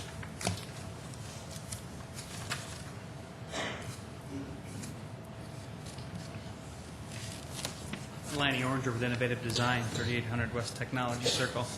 Really have nothing to add to the staff report. Any questions? Lanny, we were wondering how we missed it by 2 feet the first time. What happened there is we have a very generous in-kind donor that has offered up all of the floor trusses and things of that nature as some building materials for the building. Being such, they require a little additional depth with that type of construction versus a steel bar joist type of construction, and pushed it up just enough to put us over that limit. Thank you. Any other questions? All right, thank you. Anyone else care to speak on this item? If not, is there commission action on item 29? Make a motion to approve item number 29. Second. All right, there's a motion and a second. Any further discussion? If not, all those in favor say aye. Aye. Aye. Opposed, same sign. Item 29 is approved. Item 30, a resolution of the City of Sioux Falls approving the preliminary plan of Brooks Crossing addition. Staff report.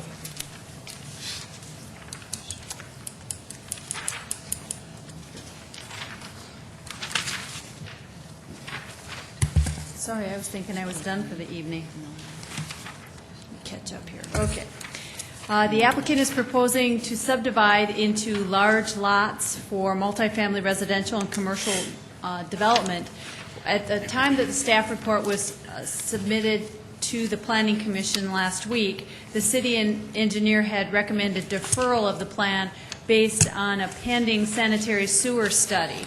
That study has been provided to the sanitary sewer engineer, and they have studied the sanitary sewer basin, and the increase in density does not impact that infrastructure. The city engineering department still needs to flush out some other minor details. City engineering does have to make a recommendation prior to city council action. Planning staff is comfortable with moving forward with the preliminary plan with a recommendation for approval from the Planning Commission. And that concludes staff report. All right, questions for Shauna? Thank you. Is the applicant here, please?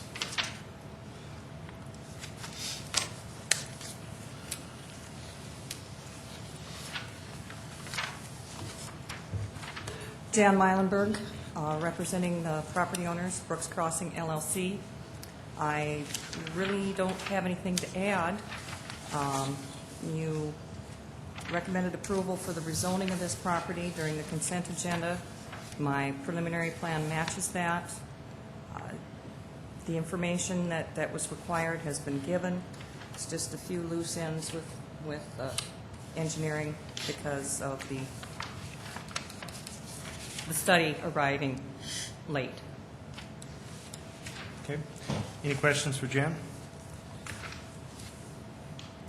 It's not. Thank you. Anyone from the audience care to speak on item 30? If not, is there commission action? Mr. Chair, I would move for approval on item number 30. I'll second. There's a motion and a second. Any further discussion? If not, all those in favor say aye. Aye. Opposed, same sign. Item 30 is recommended for approval. Item 31 is a resolution of the City of Sioux Falls approving the preliminary plan of KAV addition. Staff report. This is the addition that we're referred to when we were looking at the zoning for KEV. The applicants remain the same as explained by the applicant, with Ted Thoms as the agent. Again, a 38.4 acre site. If the subdivision plan conforms to the revised plan approved by the Planning Commission this evening, I believe that the subdivision plan can go forward with the rezoning exhibit as long as they match to the City Council, with the condition that the preliminary subdivision plan be approved by the city engineer before council hearing. And that's typically what we do with most of our subdivision plans. I would just comment that if the subdivision plan were to change at a future time so that it does not match the zoning exhibit, which the two being approved as matching would cause a rezoning application to be filed with you, and you would have another chance to look at that. So staff can recommend approval of the preliminary subdivision subject to approval by the city engineer, and that concludes staff report. Thanks. Any questions for Steve? Mr. Chair, Steve, so if I heard you correctly, you're asking us to add a stipulation that it be approved by the city engineer. Are you suggesting that we put language in relative to the two plans being compatible? No, I Also? think that's the owner's or the applicant's responsibility to make sure, because if it doesn't match, they will have to come back to you. Okay. You've approved the rezoning exhibit now as submitted this evening as being revised, and that goes forward now to the city council without conditions. So the preliminary subdivision plan is the question that you asked. Does it match the rezoning exhibit that you approved tonight? And the applicant replied in the affirmative. I don't know that, and that's why I would like you to add that stipulation. That the preliminary subdivision plan be approved by the city engineer as presented tonight, Prior to the city council. Well, see, it's not being presented. I don't have a copy of it. So the city engineer will have to approve what's been presented to them that the applicant says matches the rezoning exhibit prior to going to City Council public hearing. Let me clear that up one more time. Okay. Okay. So you're asking that the preliminary subdivision plan be approved by the city engineer Prior to City Council prior hearing, to yes, city council meeting? as required. Got that, Anita? I think so. All right. Any other questions for staff? All right, thank you, Steve. Is the applicant here, please?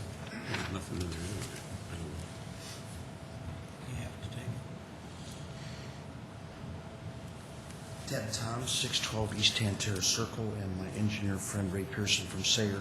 And if I understand Steve correctly, then I'd best shut up and answer any questions you might have and get out of here as quickly It's as a great I can.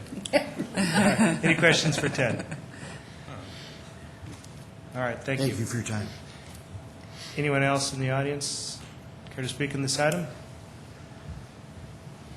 If not, is there a motion on item 31? Thank you. I'll make a motion to approve item 31, adding one stipulation that the preliminary subdivision plan is approved by the city engineer prior to the city council meeting. I'll second that. Okay, there's a motion with one stipulation and a second. Is there any discussion? If not, on item 31, all those in favor say aye. Aye. Opposed, same sign. Item 31 is recommended for approval with one stipulation. Item 32, a resolution of the City of Sioux Falls approving the preliminary plan of Tom's 2 addition. This again is tied to the rezoning previously approved this evening, and staff makes the same recommendation. Add the one stipulation. Is that okay? Any questions for Steve? Thank you, Steve. Is the applicant here, please? Unless you have questions, why don't you do that? Can you just come to the podium, please? Otherwise, we do. And then you can use one of the chairs up front, maybe. Ted Toms again. Any questions for Ted? Thank you. Anyone from the audience care to speak on this item? That is there a motion? Make a motion to approve item 32, adding one stipulation that the preliminary subdivision plan is approved by the city engineer prior to city council. Second. Okay, there's a motion and a second. Any further discussion? All those in favor say aye. Aye. Opposed, same sign. Item 32 is recommended for approval with the one stipulation. Item 33, a resolution of the City of Sioux Falls approving the preliminary plan of Heavenly Meadows addition. Staff report.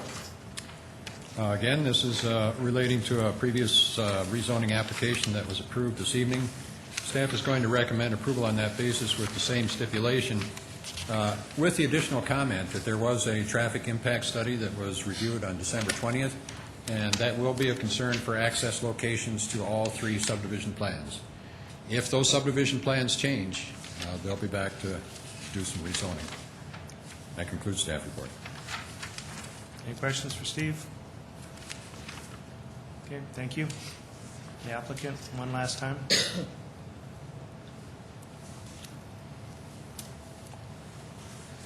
Ray Pearson with Sayer Associates, 216 South Duluth.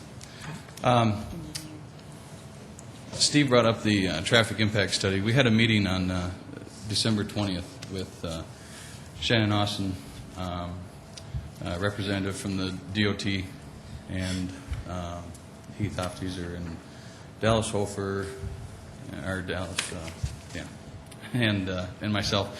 And so anyway, we went over many of the issues that were in the traffic impact study. A lot of the issues that were in that study were taken into consideration when we submitted our rezoning and preliminary plans. So access has been discussed already, and a number of times they addressed the distance of the next intersection away from the access onto these major arterial streets. Same thing with the right-of-way for that first 400 feet off of the arterial street. Most of those were all taken care of or will be taken care of during the next couple weeks, addressing the engineering comments. In this one particular, we're working on addressing access issues, but as we've explained to the engineering staff, in instances such as this, farthest to the south is the half-mile line. That is where the proposed South Dakota 100 is going to be. Farthest to the north is the north side of our property, which is 69th Street, which will be a minor arterial street also.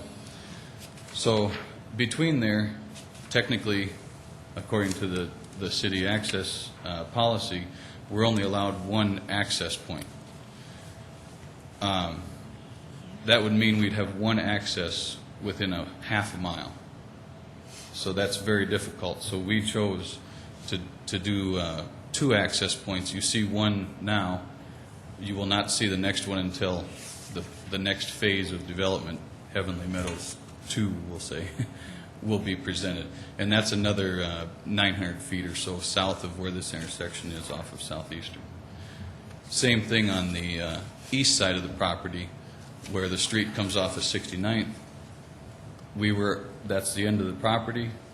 It's a government lot. It's not a full quarter mile.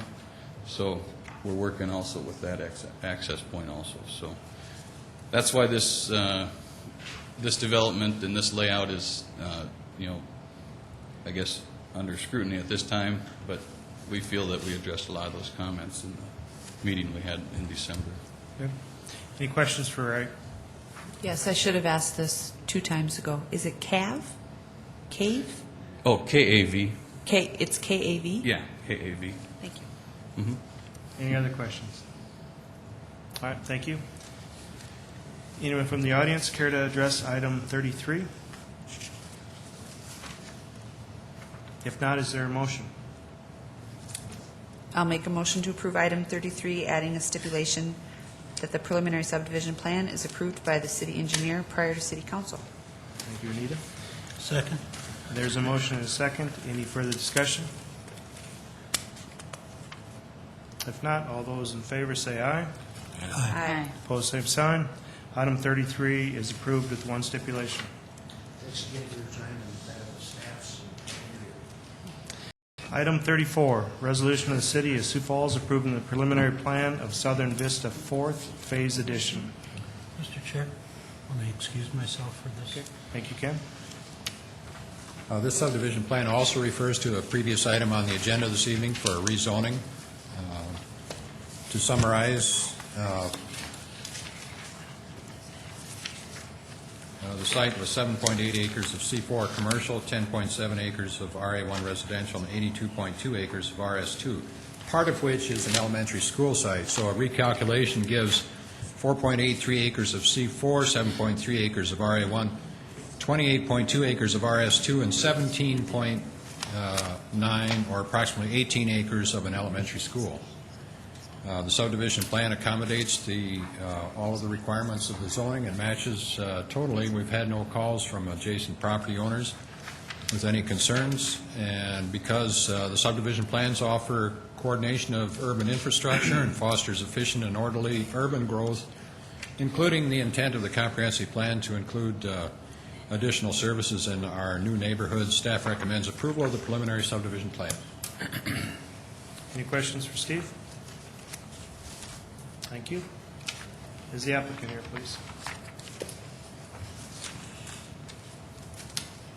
My name is Damian Gribble, Earhart Griffin and Associates, 300 North Dakota Avenue, Suite 114. Again, we did meet with property owners on December 27th.